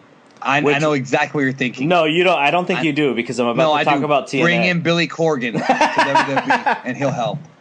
Bring in Herman Stevens to be his manager. That would work too, but for the other way. No. So what I was gonna say is TNA. I'm not watching, but Draven, have you watched any of their last few shows? No, I admit I don't watch that show, man. I haven't watched it in about a year. I was gonna say, Double G. Do you know a story about Herman Stevens and KLB? I don't know who that is. Okay, you'll know in a minute, but you tell your story first, and I'll tell you mine. Okay, no, it was just a question because we all know that Don Callis is running TNA right now. I didn't know that, but I'm glad you told me. Okay, Don Callis he's not only running TNA, he's also their lead announcer or their lead color guy. Bro, I'm all right with that. So we also know that Don Callis is close to Kenny Omega. And my question. So is Dave. Keep on going. Well, first of all, I just want to say, Don Callis' Twitter name is Cyrus Overhuge, bro. That is awesome. I just looked him up right now. It ain't better than Vampiro Vampire, but it's he's got yeah, right here, Executive VP of Impact Wrestling. I like how he has less followers than Geekdom 101. Bro. What is that? Man. Jesus. Cyrus Overhuge, bro. I'm jealous of that man's wit. And you're right, it's not as good as Vampiro, bro.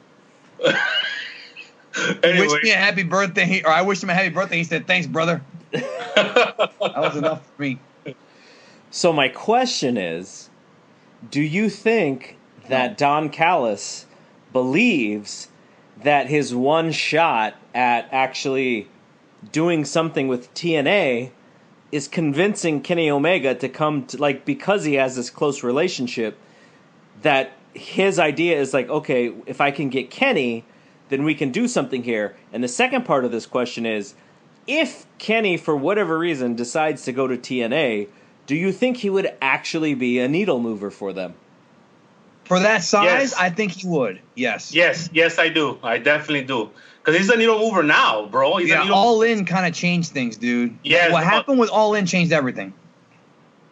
I definitely think and if TNA could get him, I'll tell you what, I'll be watching. If TNA, so that's it. He's officially a needle mover because he got me as a viewer. So because I think. But I don't have cable, so I would have to download it. So maybe Hey, no, this is what's gonna pop you right here. I'll get ready. I'm gonna pop Draven now more than he's ever been popped before. Ready? Oh my God. No, for real. Here we go. All right. So Don Callis' ex-wife is Chandra West. Chandra West was the female main character in Puppet Master 4. This is already great, bro. And she was in a movie called No Contest with Roddy Piper. Oh, shit. And she came back for Puppet Master 5, bro. What a freaking... And she was in... No, this is really going to pop Draven. She was in Universal Soldier 2 and 3, bro. The sequels. In a way, it's good that he married her, and in the same way, it's good that he divorced her. Because her career, it's weird because her career wasn't going anywhere, but he got enough to brag about that. So that's good. Good for Donnie Callis. She was in Puppet Master 4, bro. So, anyways, here's the Herman Stevens story. So, Herman Stevens is a legitimate attorney in Orlando, Florida. But you knew him as Clarence Mason in WWF. And What was his name in WCW? He had a wacky name, bro. Mr. Biggs. Mr. Biggs. So we found his freaking Facebook page, his legitimate Facebook page, right? Through the KLB page. We found the Herman Stevens Law Firm page. and we had just got done reviewing Super Brawl 2000, which is the episode where Booker T lost the letter T to Ahmed Johnson. And at the end of the night or of the match, Herman Stevens, Mr. Biggs, Clarence Mason cuts a promo and he says, "The scales of justice have been laid upon thee," or something like that, right? So we found Herman Stevens' official freaking Twitter and went on there with the KLB Facebook page, which at the time had Vince McMahon's face as the profile picture. a young Vince McMahon, a young Vince when he was in the army. And and there's a video of Herman Stevens promoting the laws in Orlando, and we left a comment in there that said, "Do it, brother. Lay down the scales of justice." And the next day I wake up and he liked the comment, bro. Nice. Nice. He liked it, bro, which means that he misses the business. Because nobody else in the world has the balls or the knowledge to actually go in there and actually talk to this man and say that on his official page. And he was cool with it. Yeah, we called it the promo. That's what makes it even weirder, because that promo was a wrestling promo. And it was 18 years ago, bro. The scales of justice are 230 because his crew was getting bigger and fatter. He had Stevie Ray, he had Big T, which was Big Tony Norris. Swole. Was it Swole? Yeah, he had Swole. It's like the scales of justice is 230, 350, and 400 pounds. That's what he said in the promo, bro. And that popped us. And it popped him too. And all this makes me wonder is why you guys just don't get back to doing the Kayfabulous show, and all you guys do is review Nitros from that era. that we could talk about that later. Oh well, my Billionaire God. Ted was supposed to call in about 2 or 3 times, and he never did, bro. He called in before though. He wanted to buy the Lucha Brothers, bro. He wanted to rename Pedro. I'm sorry. He wanted to rename Draven the boy toy. We didn't agree with that. And then Draven told him to go try to buy Angry Marks, bro. Oh my God. That actually happened on KLB. He told Billionaire Ted, go buy Angry Marks. They're for sale. Which I found out they're not for sale anymore, so we're good. Oh, cents man. on the dollar, I even said. You get them for cents on the dollar. Yeah. That's legit what happened, bro. That's all the stories. Oh my God. So yeah, go ahead, sorry. I was gonna say that I feel kind of sad that we're like at the last match of the show. Like we've gone through the entire show. We're finally at the opener. Daniel like Bryan the and match. Big Cass. So you're gonna disrespect the Bludgeon Brothers and Luke Anderson and Carl Gallows? I mean, should we talk about that? Did you watch that match? Yeah, you know me, bro. I'm a mark, bro. I'm gonna watch that shit. I did not watch it, bro. I didn't watch it. Listen, hold on. Let me mark out for a minute. I really like the big ass because when he walks out, he covers the scene. The big ass versus Daniel Bryan match. I like that it was short, but it had good psychology, and I love that he beat him with a heel hook, bro. It wasn't short. It was 16 minutes, bro. I thought it felt. Okay, well that's good. It felt shorter. It definitely felt shorter, bro. I like that match, bro. Okay, this is what I liked about it. This is what I love about it. This is when wrestlers, the booking, the boys, the ref, everybody's working as a team. The whole point of this match was to get over little Daniel Bryan, and I loved it because all egos were put aside. Big Cass was in there to be a big pussy, bro, and he did his job to perfection. There was a point where he couldn't put Bryan away, and he looks at the camera with the biggest pussiest face, and he goes, "How does he do that? How does he do that?" That was awesome, bro. That was something straight out of the 80s. And then when Bryan hooked on the heel hook, he had the biggest crybaby fucking heel just got his comeuppance face, and he starts tapping like a bitch. Everybody did their job on this match, and the point of it was to get Daniel Bryan to make you believe that even though he's a smaller guy, he could beat a big guy. And I love how there was no egos involved here, and it was great, bro. I love this fucking match. Everything that they had to do, they did, and I think that he rebuilt Bryan, because I think something's been off with Bryan since he came back, but I think this match really brought him back, and he got that big pop in the beginning because it was the first match, and it was great, bro. I love this match a lot. It got the show up to a good start. I loved it. So I thought that it was very much a one-man show, but I understand what you're saying about, you know, the part that Big Cass played in this match. But here's my question is, I feel like now Cass and Baron Corbin are sort of like on the same wavelength with me. They are guys who probably Vince McMahon thinks have more, maybe have more talent than anybody else. They're big, they're tall, they're pushed for whatever reason. And you see what they do with Baron Corbin now, like he's assistant general manager because they don't really know what program to put him in. What do you do with Big Cass after this feud, which I had assumed was to sort of ascent him and to kind of get him going in a positive way, but after losing the feud, I feel like he's a little bit of stalled, I guess. You put him in a rap video with Enzo, bro. Oh my god. No, I think you change his name to Test and you make him a bodyguard. Fuck it.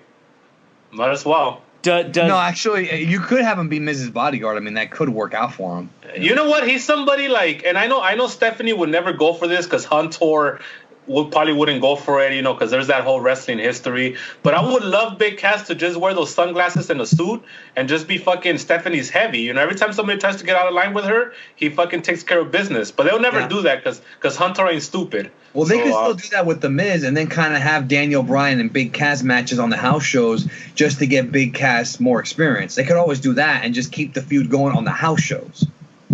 Yeah, because, I don't know what you do with him. He's so big, but he's not really a good worker, so I think a bodyguard role would fit perfectly for him. He's injury prone. You can't have Enzo, bro. He's gone. He ain't coming back, so I don't know. Wait. When you say that Hunter isn't stupid, do you mean because if Cass plays Stephanie's heavy, you think because of wrestling history that they end up together? Yes. Never underestimate all that wrestling history in that sense, bro. We got plenty of names that will back that up. I respect where you're coming from, but I'm going to play devil's advocate here. I'm very heterosexual, dog. Is Stephanie stupid enough to pick Big Cass over Triple H, dog? I'm sorry, but yeah, he could pull. He pulled Carmella for a while. She ain't the best. This is fucking Carmella, bro, and this is 39-year-old Stephanie McMahon, who's a lot smarter than Carmella, bro. Well, maybe I don't know, man. Maybe Hunter needs that testosterone. That fucking Double G showed me a picture of earlier. The TRT. And so maybe he's having trouble performing now. He's almost 50, And here's a young buck, Cass, and they're on the road together, and shit happens. It's been 50 years of this happening would tell you that it's a possibility. Brother, just ask El Diablo if he would book this story, bro. He'll tell you everything you need to know. Yeah, but I don't know, bro. Benoit was at least capable, of doing many things. We found out, but in this case, yeah. So what Draven was talking about is I was at Costco today and I took a photo of Joe Weider's testosterone supplement brand that they are selling freely at Costco. Can you imagine?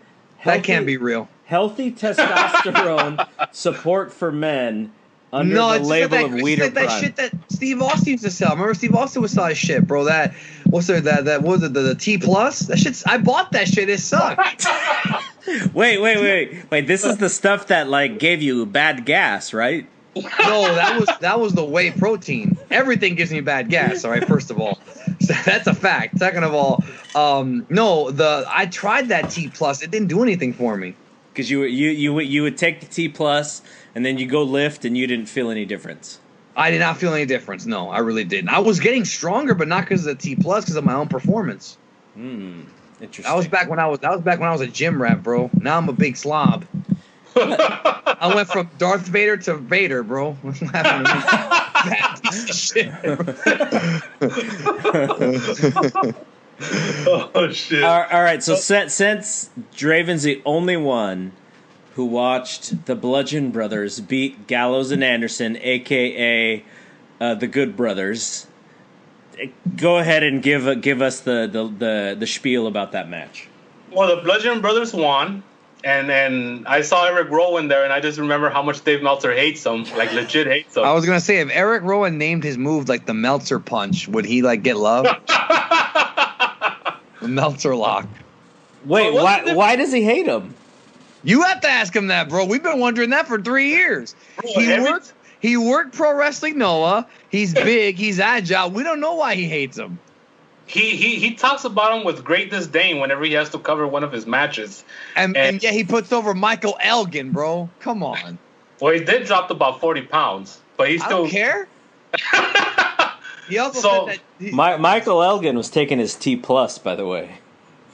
Well, he needs to take other things for the way he talks to women. He needs to take his fucking ball and leave the fucking business, bro, and go back to baseball. That's what he needs to do. Sorry. And get that mullet again. But he lost the openweight championship, by the way. The never openweight championship. Good. He lost to Goto. But for the New Japan Cow Palace show that Draven decided not to come up for, I think he's going to face my guy. I think Goto's going to face my guy Jeff Cobb at that show. Bro, good. Well, keep Elgin away from him. Bro, I didn't want to see you walking around with the backstage pass on your shirt all fucking day again, bro. That's why I don't want to go. I think I do have a credential for that show, though.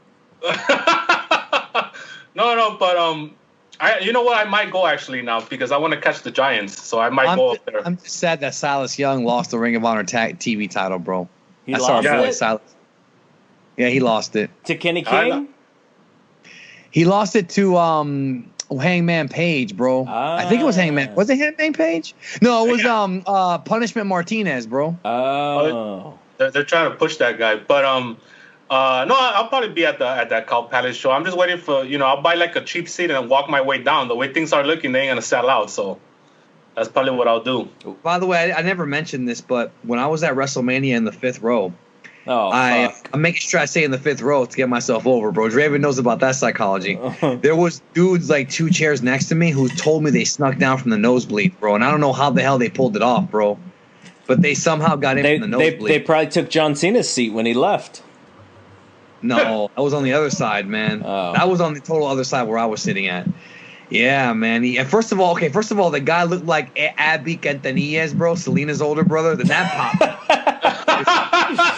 Fuck, we're going really obscure now. Yeah, he looked remember los Kings de Cumbia. Bro. Wait. Please tell me that guy was Mexican. Oh, yeah, well, that's what I'm saying. He's Selena's brother, bro. Okay, yeah, okay. No, they're Mexican-American, which is like the Cain Velasquez Mexican, which is a fake Mexican. Yeah, but they speak both languages. Hey, here's what I'll tell you, okay? When Mexico won, I don't follow soccer, but Mexico won, and I was doing the Eddie Guerrero dance, so just want to let you know. What is the Eddie Guerrero dance? You mean like when he gets up and he does the little shake thing? The little shake in his shoulders, that. So you're going back to your roots then, bro. That's what you're doing. Yeah. I'm like half of Kane, by the way. That's bad, bro. Well, the fact he's half a man right now than he used to be. So I mean, what are you, a quarter Kane? What is he gonna? I mean, I promised myself I would never. I promised myself I would never talk about that sport again until the Fertitas bought it again. But now that they got $1 billion for TV, they may never buy it again. No. So now I look stupid because my plan never came to. I wasn't thinking about the fucking TV situation, bro. I was just thinking about them drawing money, which they're not. They're in their worst situation. 150,000 buys, bro, for fucking CM Punk getting his ass whooped for 5 rounds. 3 rounds, but okay.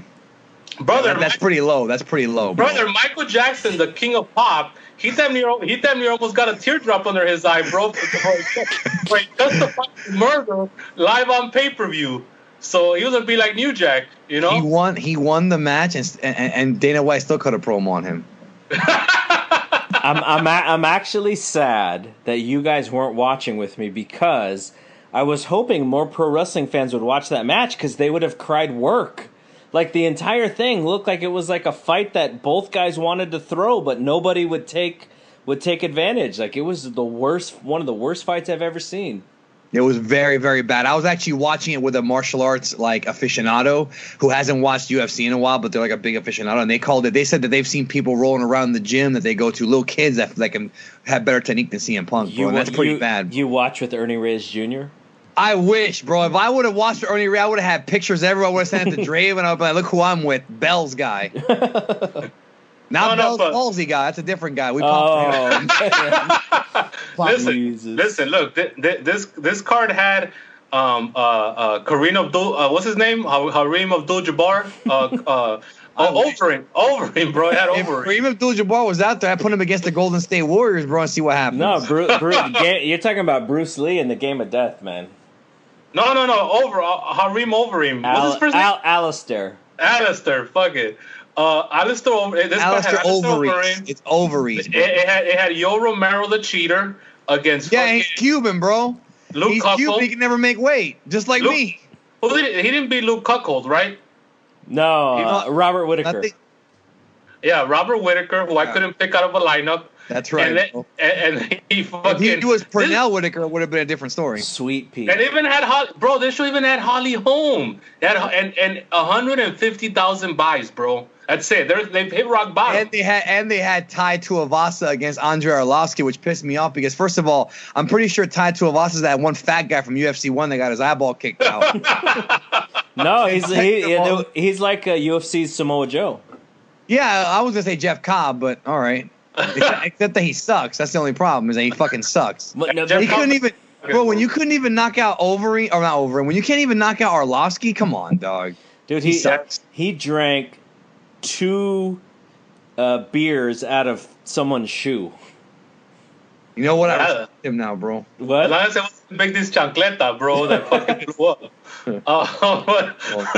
That Big D put in his pocket. No, I did not. No, you're mixing up 2 stories. I did not put the chancleta in my pocket. Jake Roberts bought 2 cheeseburgers and put one of them in his pocket. It was the same night. You get those 2 stories combined. You're combining the 2 stories. Jake Roberts put a fucking. Jake Roberts bought 2 burgers, put one in, and then D'Lo Brown said, "Them burgers look pretty damn good." With me, bro.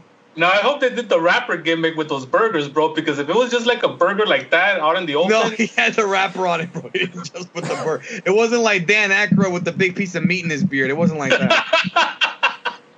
So, anyways, 150,000 buys. That's what I was looking at when I was thinking about how the Fertitas had conned the Jew Ari Goldman, but now with this fucking Ari Goldman.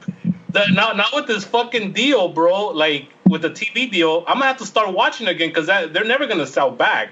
So at the end of the day, Ari Emanuel or whatever, he was a very smart man. He knew what he was doing. So props to him. Big ups to him, like Taz would say. I don't know. I don't know though, because most of their shows are going to be on the ESPN Plus streaming network. How do you create a fan, or how do you create new fans when all your shows are on streaming? You bring back Art Davey, bro. He'll figure it out. He's going into the Hall of Fame with Ronda, bro. Art Davey. Right. And Matt Serra, right? Matt the Terra Serra. Oh, we love that guy. We love that guy, bro. Isn't he in the WWE now as Ruby Riott? Oh, shit. Yeah, he is, bro. Wait. You guys saw that Matt Serra and Dana White did a wrestling angle, right? They always do stuff like that on that YouTube page. No. They went to Memphis. They went to Memphis. If you went to a wrestling angle, that's the perfect place for it, bro. There, bro. And Dana did a run-in on a match and actually got involved. Nah, come on. Is this on YouTube? That sounds familiar. I think something like that did happen. Okay, so I have a friend who was there, and she was. You know about your friend. She was shooting like Instagram live stuff about it. So I saw what she had shot, but there was a poster that Dana White had tweeted out a couple of times that he was going to be. Telling me that he's going to sign the Snowman to fight Cain Velasquez, bro? No, but okay, but think about this, right? Think about this. I don't know what was this, like a few years ago. Yo, you're right. It's on YouTube, bro. The Dana White Matt Serra thing. Yeah. So Vince McMahon challenges Dana White to a wrestling match, right? Like you guys know this story. Yeah, it was at WrestleMania. It was WrestleMania 27. He wanted to do that, and Lesnar and Taker. Yeah, and so so Dana White turns that down because like he can't like mess with wrestling because then people would say that he's his sport is not on the level. And then Vince comes back and goes, "Okay, we'll make it a shoot then." Remember that? Yeah, exactly. But now he does wrestling probably for free in Memphis just for his TV show with Matt Serra. Like, why don't you make some money, dude? By the way, just real quick, I looked up Chandra West, the ex-wife of of Don Callis, bro, and naked. I'm just gonna put not naked, but I might do that next. I'm just gonna put the picture in the group chat there so you can take a look at it. Man, I respect Don Callis, bro. Wow. Yeah. Anyways, back to what we're talking about. So yeah, I like Dana White sometimes, bro, but I don't know. Well, here's the guy that was trying to protect his fucking reputation by not going into wrestling, but he's going around calling Loretta the Hun a homosexual woman. Wasn't that like 10 years ago when he did that? I thought he called her the C word. Yeah, he called her a cunt, bro. Yeah. I thought he called her a stupid bitch. He might have called her all the above. Yeah, you're right. And he didn't give a fuck. And all of a sudden, I can't wrestle because it's gonna ruin my reputation. Get the fuck out of here. Well, he bro. did say that he was happy Dave Meltzer got fired from Yahoo, which I know pissed off Double G, bro. I never remember that. Yeah, remember he feuded with Dave for a while, for like a week. No, it was longer than a week. Yeah, because Dave, what was the thing that Dave reported, bro? He reported something, and Dave didn't like it, bro. I think it was like something bad about UFC, right? With like John Jones or some shit, and then. Yeah, Dana cut a promo on him, and he's like, "Fucking Dave Meltzer, stick to wrestling." He actually cut like a promo on him, bro, and it was actually mean, bro. Like he was not nice to Dave. Okay, I think I know I think I remember what you're talking about. Yeah, I do remember that. Yeah, I've heard stories about that. Yeah, I've heard stories about that. Well, I'm sure you can verify tonight whenever you have some time. But fucking, all I'm gonna say is this, bro. Matt Serra, I love him because he said that he can't fight at lightweight because he loves his mom's Italian cooking too much. Like, that actually pops me, bro. That's true. And he actually knocked out GSP. Nobody could ever take that away from him, bro. That's ever. Right. That's in right. the history of life. For champion. That's right. He knocked out the punk boring champion, bro. So no, yeah, but it's gonna be a good class this year. I think everybody. What's the fight that's gonna go in? Is it Henderson and Shogun? Yeah, Henderson and Shogun. Okay. Which was in San Jose. All right. Well, yeah, it's gonna be a good class this year. Ronda, our boy Art Davey, which we love, and Henderson and Hua, and Matt Serra. So good. It's a good class. They should start They should start selling tickets for that, like an arena, like WWE does. Except don't script them. As long as they have that big ass clock back there, bro. And don't have the fucking Warrior Award, which gets in my nerves every fucking year. Even though people deserve it, don't get me wrong. I like the people that. But come on, that kid they had this year was very charismatic, bro. He has a future in this business. He was, bro. And the guy last year was charismatic too, bro. What about the in the Kayfabulous group where they were saying that because Big Show's involved in the Special Olympics, right? Yeah, he took the Adam Bomb position. Did you see that? Did you see that young girl deadlifting like 200 pounds? Jesus. Yeah, bro, but that was probably at work, bro. No, she did it. She did it right on TV. They showed her. She did it. I know Katie Miller was there at the show tonight. No, just one of the Kayfabulous group members like made a comment about. Well, they do tend to be stronger than usual, bro. She's more over than Roman Reigns or something like that. I didn't think that was the comment, but I was impressed. I was impressed. I was like, geez, I can't even deadlift 200 pounds without jacking up my back. Was that the one that sang the national anthem before WrestleMania? Oh man, was it the same one? I should have thought that was coming. Kelly Huey, bro. Ooh, beautiful. I should have anticipated that one. Damn it. Why doesn't Vince put one of these guys under contract, bro? Instead of them tipping over the guardrail when Shawn Michaels comes down to the ring, why doesn't he just put one under contract? Bro. You're pushing it now, bro. This is going on World of Geekdom, bro. Oh, now you fucking care. You're a sellout, bro. You're pushing it now, bro. You were the one that said they were all the same person. You're like Taz with a Z, bro. You're a sellout. You mean Taz with two Z's? Yeah, that one. Yeah. All right. Not Z Gangsta with a Z. Okay, so we are like 2 hours and 15 minutes into this thing. Oh, okay, so the Bludgeon Brothers won. They beat fucking the Good Brothers. What else is there to say? All right, so any last comments? What do you are you gonna give me? You gonna give me shit again for thinking that Kenny Omega and yes. Okada was better than the NXT main event from the other night? Oh, listen, me and Big D have a theory. by sheer definition, no match over 35 minutes could be a fucking 7-star match and this one wasn't any exception, bro. Now I'm not saying it was a bad match. It was a great match, possibly the best match you could have under those circumstances. But it wasn't no goddamn 7 stars, bro. Like it's just ridiculous at this point. Like is it gonna go 8, 9, 10? When is it gonna end? No, I think every time they top themselves, it's gonna go up to 8, 9, and 10. Yeah. I don't think you can top this match, though. Do you think? No, but that's what they said last time. And the time before. Okay, but unless those guys keep wrestling each other, which they will. Now they're definitely gonna do it. Gato's gonna look at the Observer and be like, "Oh, they wrestle one more time. It's gonna happen." Tokyo Dome main evento. And then Dave's a pussy, bro. He talks all this shit, and he hasn't been to one show live, bro. He wants to have the gathering there. Yeah, like fucking matter-of-factly, he asked for it too, which was weird. He wants Ed Laredo Productions to open up in Japan, bro. I'm pretty sure it's Ed in San Antonio Productions, but okay. Yeah, it is Ed in San Antonio Productions. Well, all one word, by the way. One word. Now, Double G, do you get comp to those shows, or does he make you buy a ticket? Which, no, okay, so, so here's the thing. There is no more Ed in San Antonio Productions as far as the Q&As are concerned. So because our boy Tony the leader fucking took it away from him. That's who's kind of in charge of that stuff now. And what a cock blocker he is, bro. The smartest man in wrestling, if you ask me. What a cock blocker he is, dude. So no, he is. Is he gonna choke on burgers? That's the other jabroni. Never mind. That's the other guy. So the thing is, Ed in San Antonio was plugging his all-female show for Las Vegas for the SummerSlam weekend. Yep. So he is gonna run a show during Vegas or wherever Vegas, right? Yeah. So I don't know. Yeah. He's still in business. So I mean, I don't deal with that stuff, but you know the Q&As. I'm helping in a sense for the Daly City one since I'm around here, but no, I do not have to pay for it. But also, okay, I'm gonna tell you. Can I tell you? We all love Ed. I love Ed.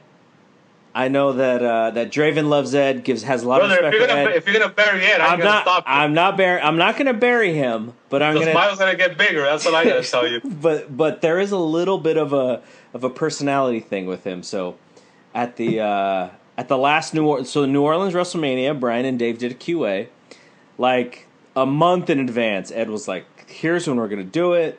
Here's the time. Just make sure Dave's there on time. That's all I'm worried about." And I said, "Good. No worries. We got it." So I don't know. We were there. I don't know, 5 minutes later, whatever it was. And so we're there, and I'm just hanging out. Like I don't have anything to do. My whole job was to make sure that everyone was there on time. And then Ed tells me, he says, even though I said I wanted Dave there on time, it didn't mean that you had to come early. What a dick, right? Like I'm just supposed to deliver, make sure Dave's there, and then I'm supposed to leave and come back. Like, what's the deal? So at that point, I was like, "What a Benedict Arnold, bro!" So here's what I thought. Out of all the things, Benedict Arnold, bro. Gorilla Monsoon style, bro. He did a Pearl Harbor job, bro. You can't say that anymore. Pearl Harbor job from behind. Ed Laredo gold-bricked me. You can't even say miscarriage of justice anymore, unfortunately. No, you can't. So here's what my thought process then was. I wonder if Ed is not sort of in power of these things anymore. Like he's bothered by something. Like he wasn't mad at me. He was mad at something else. So, and then this next show, he wasn't involved. So I just wondered, like, maybe that was the whole deal. Like, I don't know, but I thought that was like, I've been pretty good friends with Ed for the last few years, and always put him over when I can. And that was kind of a dick statement, I thought. So. It definitely was, man. And I know he's been cutting promos left and right on random people, so you could tell he is bothered. Yeah. I'm sorry, but this just seems like shit that always happens. This is like normal shit, bro. Things have changed, and yet nothing has changed. Oh yeah. Like Sting said, the only thing that's for sure is that nothing's for sure. Those were the last words. You know what? That's an alpha line, bro. And it was even more alpha because those were the last things he said for a year and a half before Starrcade '97. Oh man. The last official promo of Sting was the only thing that's for sure is that nothing's for sure, and then he went up to the fucking roof for fucking 2 years almost. All right, so we're about done. We're kind of rambling here, but that is it. I want to say one more thing because I know Draven is a Jericho fan, though he thinks that Gargano and Ciampa is better than Jericho and Naito. So I'm not sure how big of a Jericho fan he is. Don't guilt trip me, bro. I'm just being honest. But there is a podcast that Chris Jericho did with both of you. With Ed Laredo? No, both of you. Cut close. Conrad. Oh, wait. He just come on. Listen, Conrad's a star, bro. Just because they're about the same weight doesn't mean that freaking. They're not. No, Conrad's a star, bro. Okay, so here's what happened. Conrad and Bischoff do the 83 Weeks podcast. They did a show about Jericho. Jericho then did a podcast with Conrad refuting a lot of the things that Bischoff said that he thought was incorrect. I tried that show. It was horrible. Horrible. Just lying through his teeth left and right, bro. You know about Bischoff? Is he lying or is he just not remembering? No, he's lying, bro. He's lying. And he doesn't even have the charm of Bruce, bro. Like, Bruce is full of shit sometimes. Not all the times, but not all the time. Bruce has told some good inside stories that aren't bullshit, bro. But Double G won't give him a chance, bro. I did give him a chance.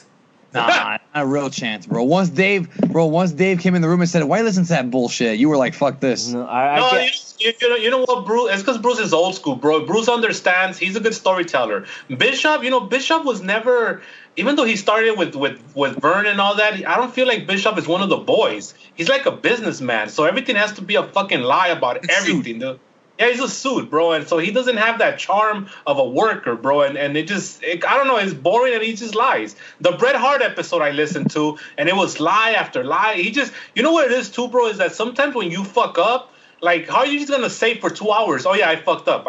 You can't say that. So you have to keep on coming up with these lies to justify why you fucked up, and so that's what we have with Bishop, and it just sucks. I can't listen to it. Okay, so my recommendation is to listen to Jericho and Conrad, because basically what it is Conrad doing his show with Bischoff, except he's doing it with Jericho. So it's like Jericho. No, that sounds awesome. So it's like Jericho talking about Jericho's stuff and his whole career in WCW for an hour and a half, and it's really good. I think you guys would like it. Oh no, I'll definitely listen to it. I'm glad you told me. Thank you. Yeah, I can't wait for that one. Especially because that's when I became a huge fan of Jericho during that run. So yeah, definitely. All right. So Conrad's awesome. Do you guys have any last words for the Kayfabulous reunion show? This is long as hell, bro. Dude, we are at almost 2 hours and 30 minutes. Man, this ain't shit. We've gone way longer. But I will say this. Listen, go if you want to keep up with us, go to the Kayfabulous Lucha Brothers Facebook fan page, and everybody has a voice right there, and we get wacky right there. We also get serious sometimes. We have some good discussions about wrestling. So you want to do that? Go ahead and do that. KLB. No, type in the KLB. I made it easy for. I liked it better when the marks were out there, not in the locker room. That's a Dutch Santel line, bro. So go ahead and do that. And also, I'm still doing Draven's Drive-In. I'm doing the history of the business because a lot of these post-87s don't know what's what, when's when, and how's how. So I'm gonna have to strain them out on that. I just covered. I'm in 19. I'm about to hit fucking Hackenschmidt and Gotch, and I'm gonna go through all that fucking drama. And so that one, I'm gonna record the new episode tomorrow. And WG will have it by sometime during the week. So that's on game5blog.com or 5gameblog.com. And that's pretty much it for me, man. I mean, it was good to have the reunion. And I mean, I don't want to speak. You want to speak? It's too late, bro. I don't want to I don't want to speak for Big D here, but it was fun, doing a show with him again. And maybe we'll talk about it and do some other ones. But I don't know about weekly anymore. But you got to get your PhD, bro. Well, you're busy too, bro. It's not just me. Yeah. So there's all that, and that's it, man. Thanks for the support, and we'll catch your ass down the road. D, any last thoughts? I can't. He just said we'll catch your ass down the road. That's the end. That is That's true. it. That is true. He did end it. Okay, That's so the last line. okay, so join. I'll link the group that. But before we go, Draven, who's the guy that I was very immature with and had heat with Danny for Louise. like a half a second?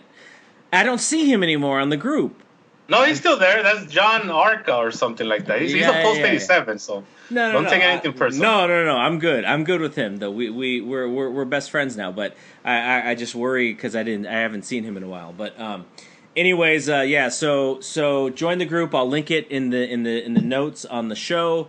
Thanks to the World of Geekdom folks who have listened to this.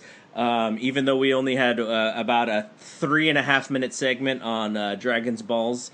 And yeah, It was worth it though, bro. for the fight for the fight game. It was worth it to have Draven put over the last episode of Dragon Ball. So I enjoyed it. last And episode for now, because it ain't over yet. There's a lot of unfinished business. If you saw it, bro, it's a lot of unfinished business. And also, I gotta say this to the Dragon's Balls marks of Big D. Let them get out of the box once in a while. Let them have fun out of the fucking Dragon's Balls world, He's just having a good time, kicking up his feet. I'll take all the heat for whatever they didn't like today. And tune into World of Geekdom and Geekdom 101. So there you go. All right. So for also thanks to the Fight Game Podcast folks, we haven't given you a podcast in a while, but we'll get back into swing of things. And plus, Draven will be back with Draven's Drive-In, and yeah, he has Hackenschmidt and Gotch and Farmer Burns, and the first two episodes are really good. If you want to get under the learning tree, they're two good podcasts. Frank A. Gotch, bro. Like the team of Kenny Omega and Finn Balor, the fun athletic guy. And by the way, Big D popped at the name Beryl Smalls, which was the first African American professional wrestler. He's a classic, bro. All right, no, this was fun. Even though we just used the Money in the Bank show as like an excuse to goof off and hang out and talk about wrestling, but fun times. And we'll do this at some point. I think we did this 11 months ago, so maybe in another 11 months we'll do this again. Maybe for SummerSlam we'll get back together. Yeah, that'll be fun. I'm down for it. All right, so for Big D and Draven, I am Double G. We'll see you when we see you. Peace out.